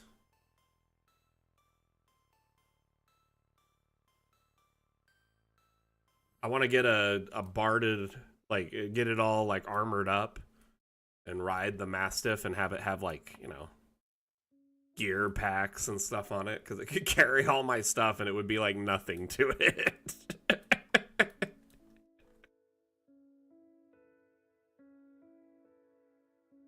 But then I'd be sad if my Mastiff died. I don't know how I'd cope.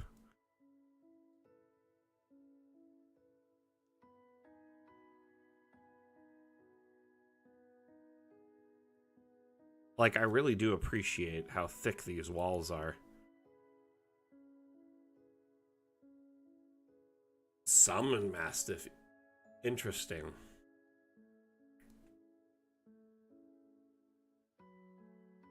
Oh my.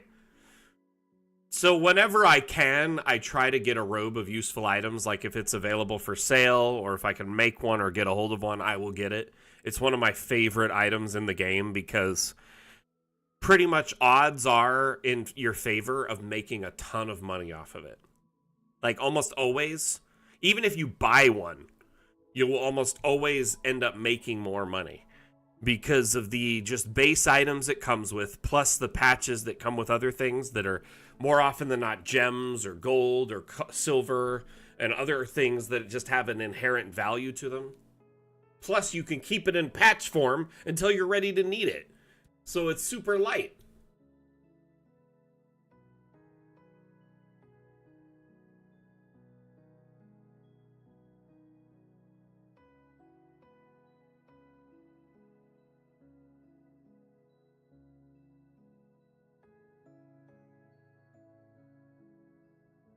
I can die before the Mastiff.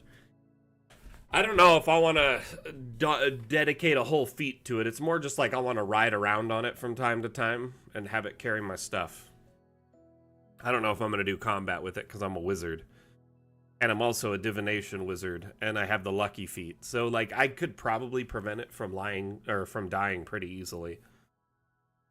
Though I do like that idea. If I was playing a different build, mounted combatant is a good idea. That and polearm mastery mixed with it is a good, like, combo wombo.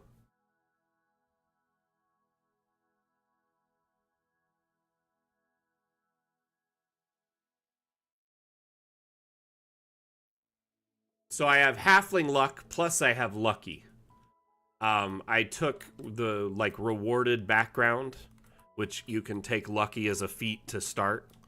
So I have lucky, halfling luck, divination, so you can do those 2 portents per day. And then I have guidance, because I took 1 level as artificer, so my saves are constitution and intelligence. And then I have some interesting extra spells.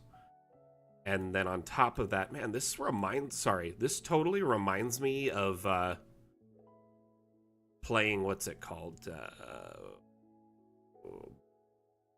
It's a Lord of the Rings game. Lord of the Rings Mines of Moria or something. It's kind of a newer game. It's on the Epic.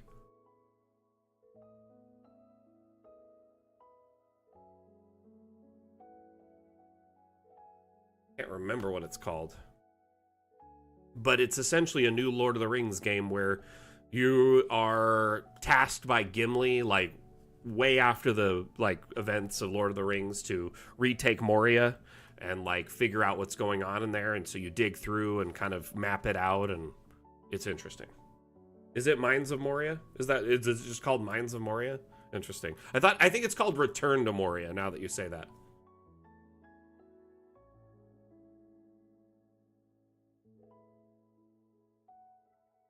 That's it. Return to Moria. It's pretty good, but they have these statues around, and when you find them, it, like, levels you up.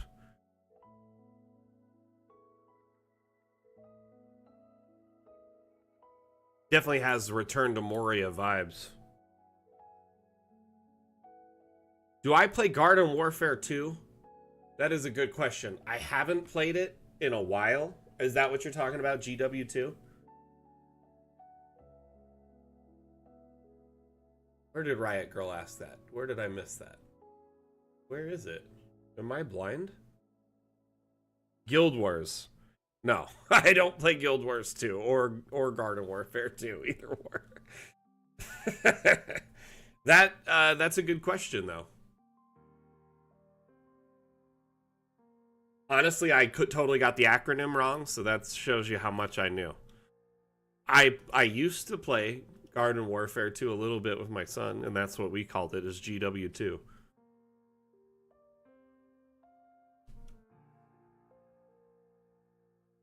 Problem is when I draw a room, so why not use the terrain tools instead of the draw room tools? Because then you can carve at different heights by lowering and flattening and raising, instead of using the actual terrain tool. Or I mean the room tool. The room will always be at a set height in caves currently. Until the next update, there's no way around that. As long as you're using the room tool. Gotcha. I must have missed it. There's a lot of chat today, Shlomo, so I might have missed that. I apologize. Now, remember, you could always use the room tool to, say, carve the area out like this, and then delete the room, right?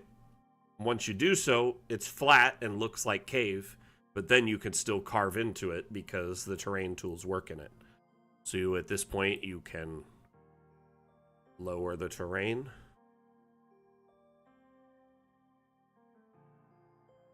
It's kind of a mix and match of natural with, you know, the environment. Or you could put, you know, lower it and flatten it out and put objects down there to make it look like it's another room.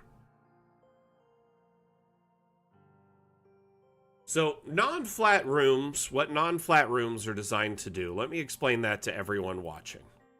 Non-flat rooms allows you to generate objects in a non-flat space or inside of a natural space. So the room could be slanted, for instance, or whatever. It's designed to place objects without having walls or floors. So it could be a slanted area, or it could be a room that isn't constrained by like a square shape like normal. So that's what non-flat rooms are about. And I know it's kind of confusing in how it's set up, so I totally sympathize there.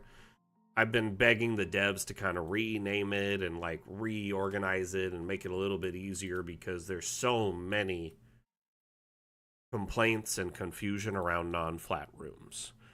But bear with me for a moment. And I say that as there's not a bear with me in the room, but I'm just showing you a couple of things. Kind of make this more apparent.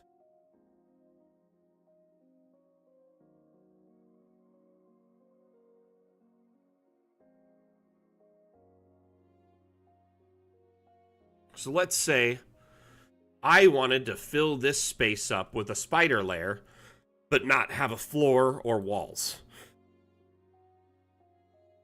I would select spider lair and select non-flat rooms by making sure the AI settings are on. And you essentially can drag it over this space. Weird. It shouldn't do that. That is bugged out. It should fill in the space between it. Okay, I addressed this with the devs a few weeks ago, and I thought they patched it, but I guess they're waiting to patch it in the update.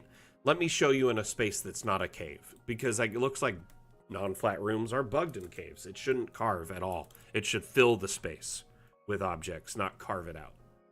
Let's try a forest with hills. That ought to make it. See if this is... Whoa. Oh, I thought I taught 40. No, 40 by 4. What'd I do?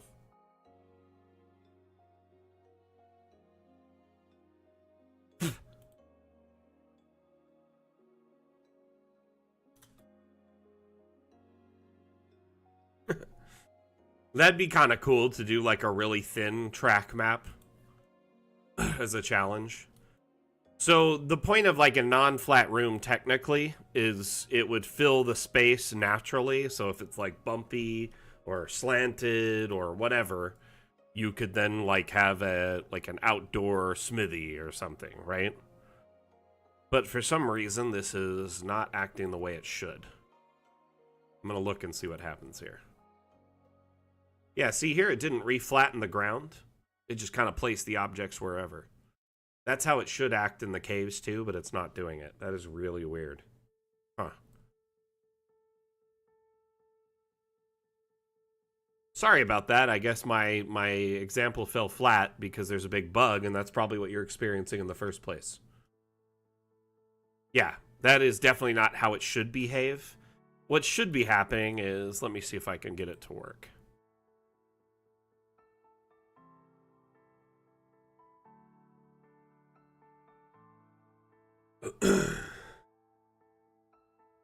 It shouldn't draw the floor. It should fill these spaces naturally with objects. Like, let's say you wanted this cave to have a laboratory in this cavern area. You're like, you know what? I want a laboratory to be here, right? It should fill in the natural space with a laboratory. But for right now, it's acting like it should carve, and that's weird. That's not right. Yeah, it shouldn't carve.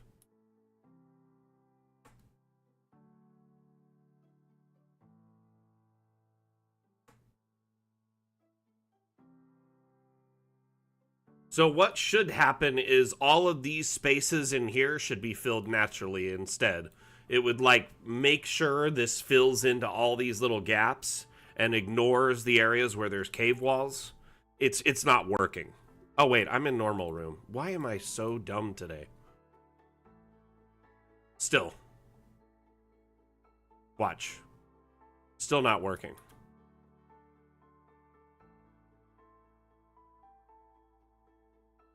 Still not working. It doesn't matter. It should just, like, I should be able to draw here and it'll reduce the room around this space. And it's not working.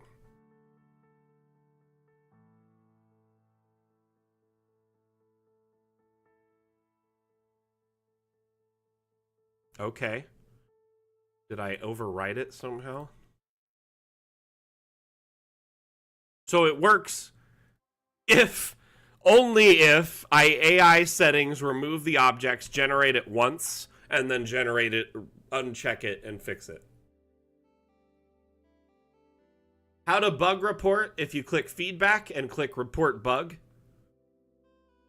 make sure you do it from the map you're bugged out on if possible. Summary is like a quick outline, like one sentence. Then detailed, okay, what exactly happened. Give a, like, up to a paragraph or more if you can.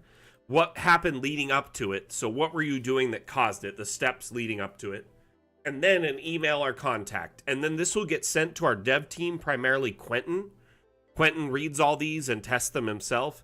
When you send the bug report, it sends the map attached to the bug report. So it also helps us in kind of deducing and, like, figuring out where that bug was. Yep, we did figure out how to fix it. But that's how I roll, Mondu. I'm the lord of finding the bugs, and Quentin's the lord of fixing the bugs. Okay, let's see if we could draw over at another room and this works. Oh, all of a sudden it's working? Okay, I don't know what I did, but yeah, now this is... Hey, are you watching right now? Slow-mo? We just figured out how to make this work for your map. I'm gonna start from scratch here. Okay, I just figured out how to unbreak the bug temporarily. So open your map, my friend. I'm gonna generate a new map from scratch so you can see the process.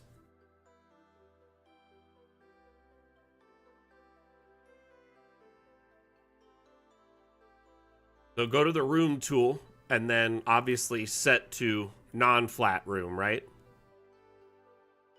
So what you're going to do is uncheck objects, right?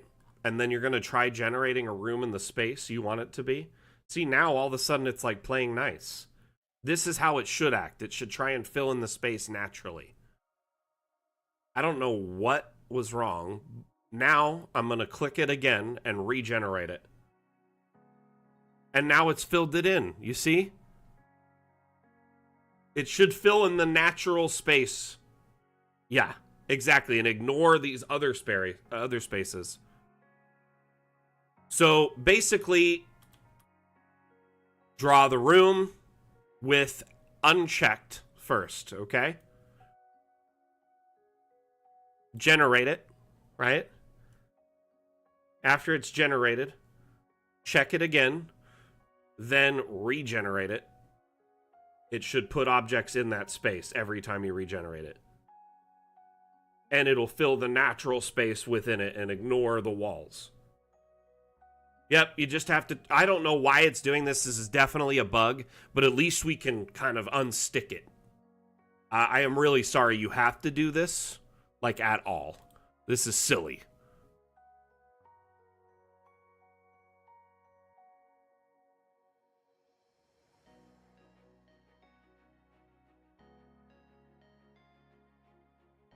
So, Shlomo, this is how, like, the non-flat room generation should behave. It should detect walls like this in caves and fill in the natural space. It really is funny that this fixes it.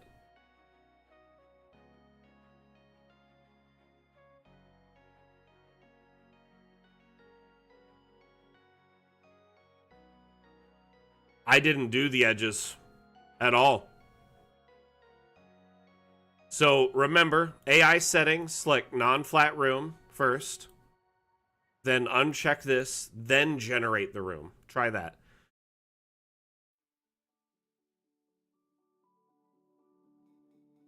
It was organic rooms before, Mondu.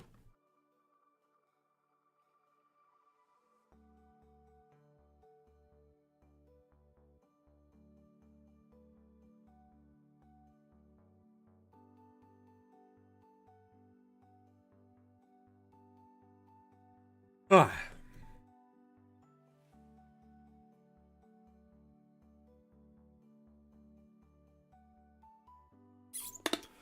So, Riot Girl, what is Guild Wars about?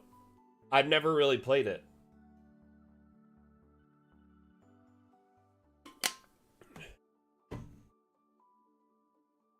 Okay. I'm sorry you had to do that, Shlomo. It is weird, but it's working.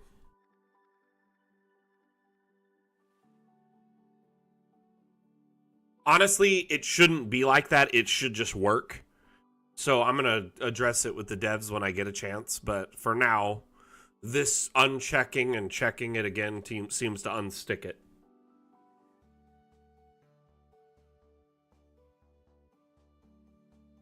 I never played Guild Wars. I'm sorry. Never.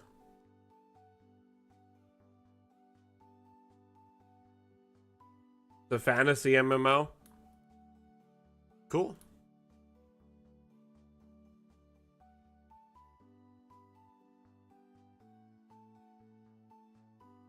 Hey, see you later, Shlomo. I'm glad we figured out at least a workaround for you. Sorry it isn't better.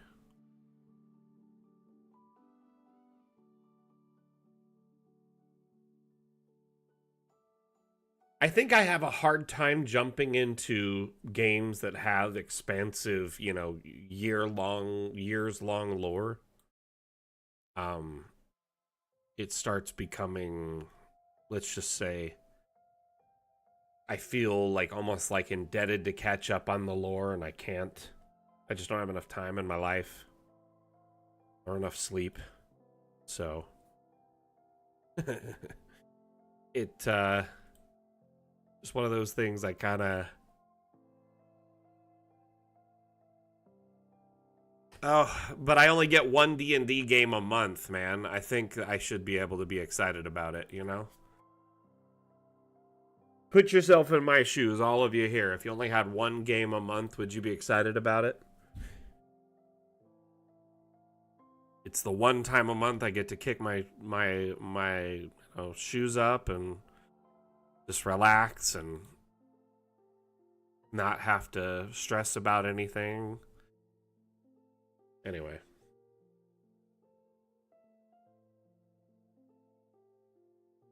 So the game used to be like pay per month or whatever, and now it's free.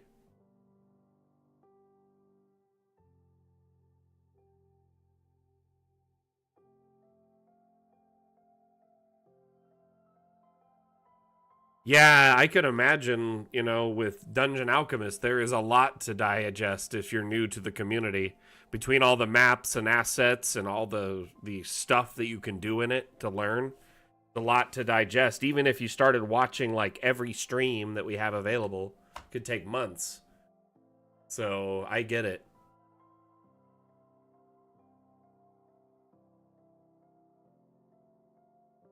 Buy once, play forever.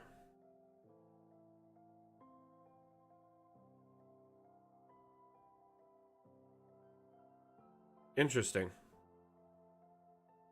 Honestly, I've never really like I've heard of it, but I've never really gotten into it, you know?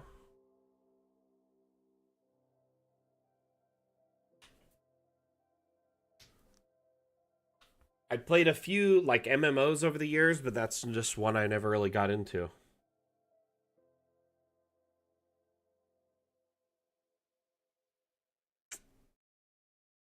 Right now, one of my buddies is trying to get me into a game called Path of Exile 2. They just released that recently, and like I tried playing the first one and I felt so overwhelmed by it because the skill tree is more like a skill galaxy. And I just like I don't have time or like the patience or wherewithal to learn all that.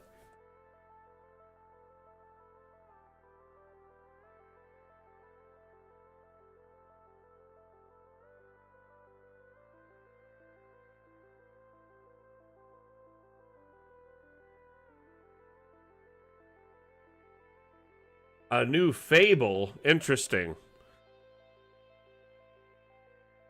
I kind of heard a rumor that the Fable team was getting close to being done with their development or close to releasing information about it because there's a bar right near their development studio and the bartender there like said they've been coming in like in droves lately and ordering huge tabs of drinks to kind of celebrate, so he assumes there's going to be an announcement soon.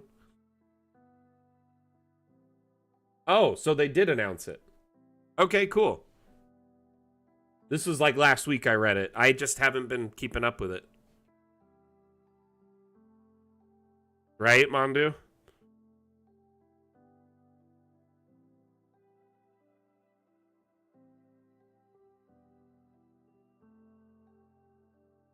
See, what I don't like about Path of Exile is trying to understand the massive skill tree, because I'm going to feel like I did something wrong if I didn't select the right thing and later I'm mad about it because I can't go back or something.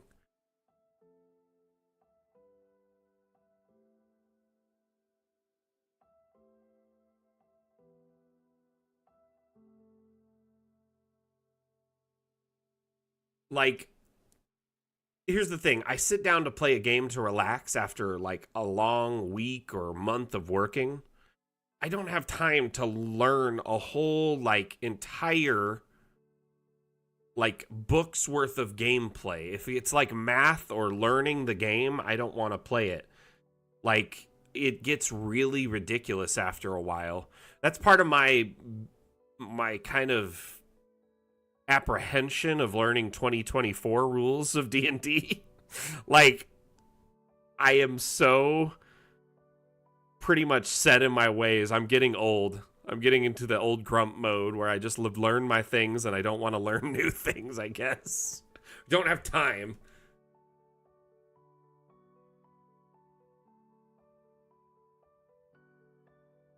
How you doing, Nemi New? Sorry this download's taking forever, everyone.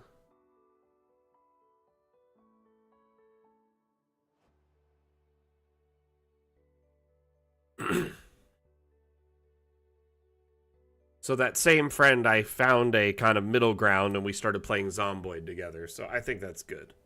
Zombie survival in a pixel apocalypse is perfect for me.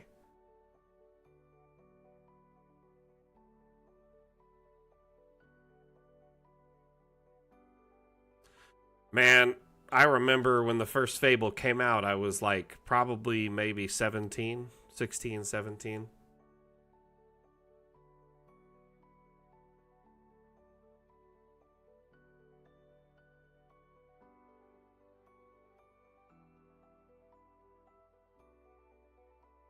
See, that's the thing, Hieronymo. I shouldn't have to watch a 2-hour tutorial on like building the ultimate character or like, yeah, check a ton of different websites and Reddit posts just to build out something that feels normal.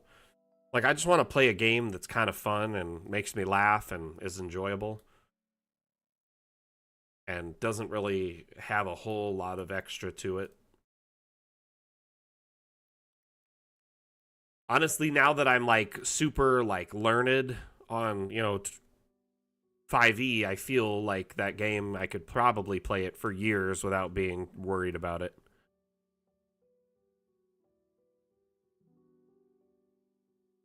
I just, it is kind of weird how intimidating it is for a new player. Like, it's kind of strange that they would go out of their way to make it look that way. Does that make sense?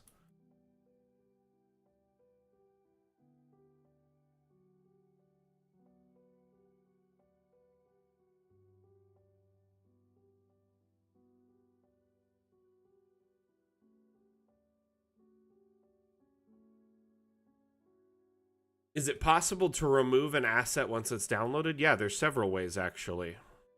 Rev, let me show you just one asset.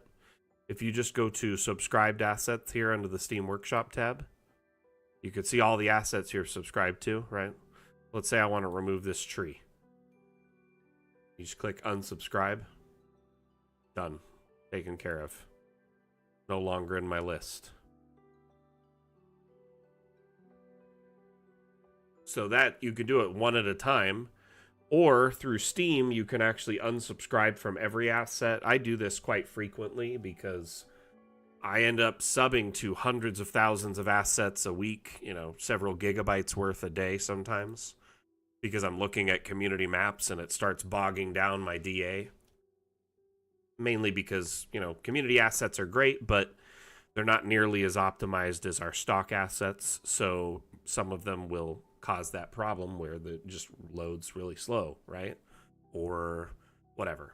If an asset is 100 megabytes, it's 10 times the map size, it starts causing problems. But through Steam, you can go into, say, your library, right? Click on Dungeon Alchemist, click on the Workshop tab. Then from here, you can click your files and click subscribed items. You could see a list of everything you're subbed to. So here I click assets, it just sorts it by all the assets, right?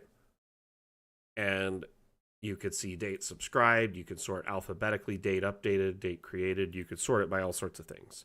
You could unsubscribe to them one at a time, or you can hit unsubscribe from all. I do this like once every 2 weeks to just wipe my collection clean so my DA runs nice and smooth. Unsubscribing removes it, my friend.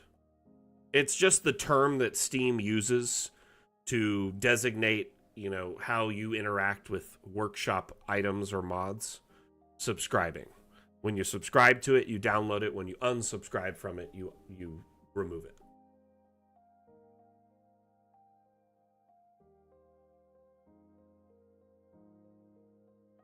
Which...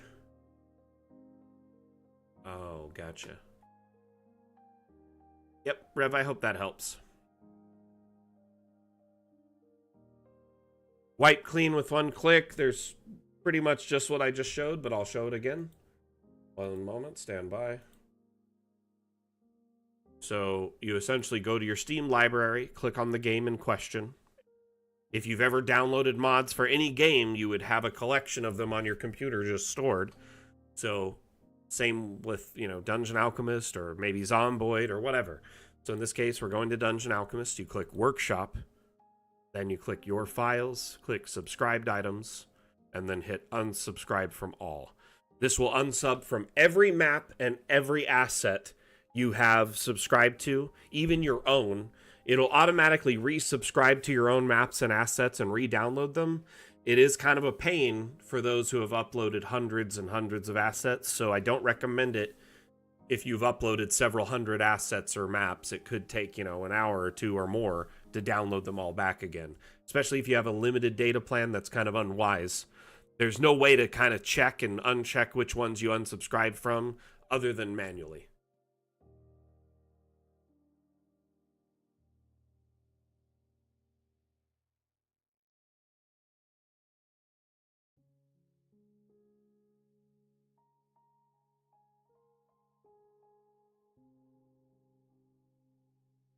I'll have to check out that new Fable, Riot Girl. Thank you for making me wise to it. I appreciate the tip. I will have to look into it. I definitely appreciated Fable 1 and 2 a lot.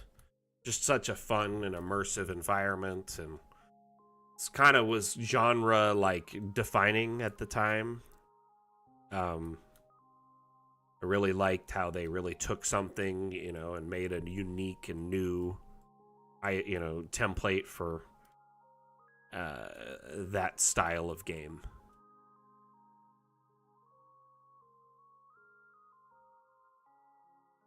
So everyone, I just realized we're actually 10 past the hour, so we should probably wrap it up.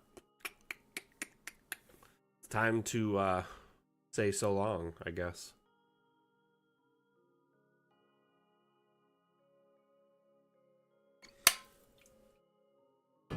I'm gonna get some lunch.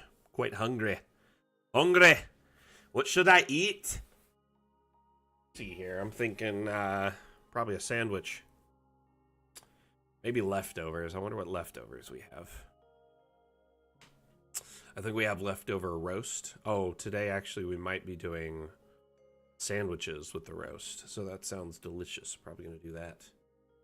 I suggest to eat food. Anyway, thank you everyone for being here. I had a lot of fun hanging out with you all. The stream was a blasty. As always, these streams are really, these community initiatives are designed to offer you real-time support and a place to hang out and find a community to really vibe with and, a place to belong. Dungeon Alchemist, at the end of the day, it is a map-making tool for your campaigns, but the community behind it, the devs, the mods, the passionate map makers is what makes it so awesome and fun.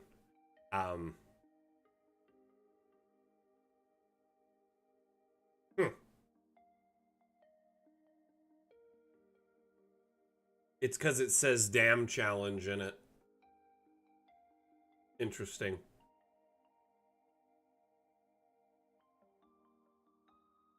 I'll have to look into that.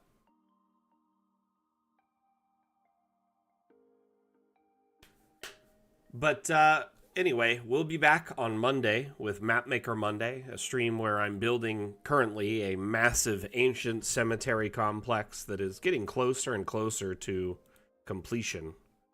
I'm very excited for it to be done, but when it's done, I've actually already decided our next theme, by the way. Which will be sewers. I might make the sewers as like a catacombs underneath the cemetery. Who knows?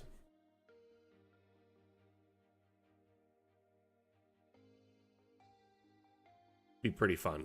But I'm loading up the map right now for y'all to take a look. So you can check out what we've got going on so far. But this stream is on Monday morning at 9 a.m. Pacific, 12 p.m. Eastern. That's, let's see here, 5 p.m. UTC. During that stream, we will be building live, answering questions, and providing real-time AMA support, which means Ask Me Anything. So if you have any questions related to Dungeon Alchemist, you can ask, and I will do whatever I can to provide you guidance and walk you through the problem. This map is quite extensive and has been getting better and better all the time. And it is, like I said, getting closer and closer to completion. I would love for you all to be a part of it, so tune in on Monday so you can share feedback and suggestions on the build, ask questions and get support about your own builds, and just hang out with like-minded cartographers. Anyway, thank you so much for being here. Appreciate you all so very, very much. Again, my name is Mac, the community manager for Dungeon Alchemist. Dungeon Alchemist is a map-making utility available on Steam. We have a free demo available on Steam as well, allowing you to kind of try before you buy, test it out, and see how well it runs on your computer. Otherwise, though, we'll see you next time. I give a damn. Mac out. Bye. Have an enjoyable weekend. We'll see you back Monday. Gonna run a quick quick ad break and we're going to wrap up the stream. But can it handle curves? But can it handle curves? But can it handle curves? But can it handle curves? Dungeon Alchemist, the AI-powered map-making application for role-playing games, now comes with both round and diagonal walls. Create amazing professional maps for your players in seconds. Get it now on the Steam store.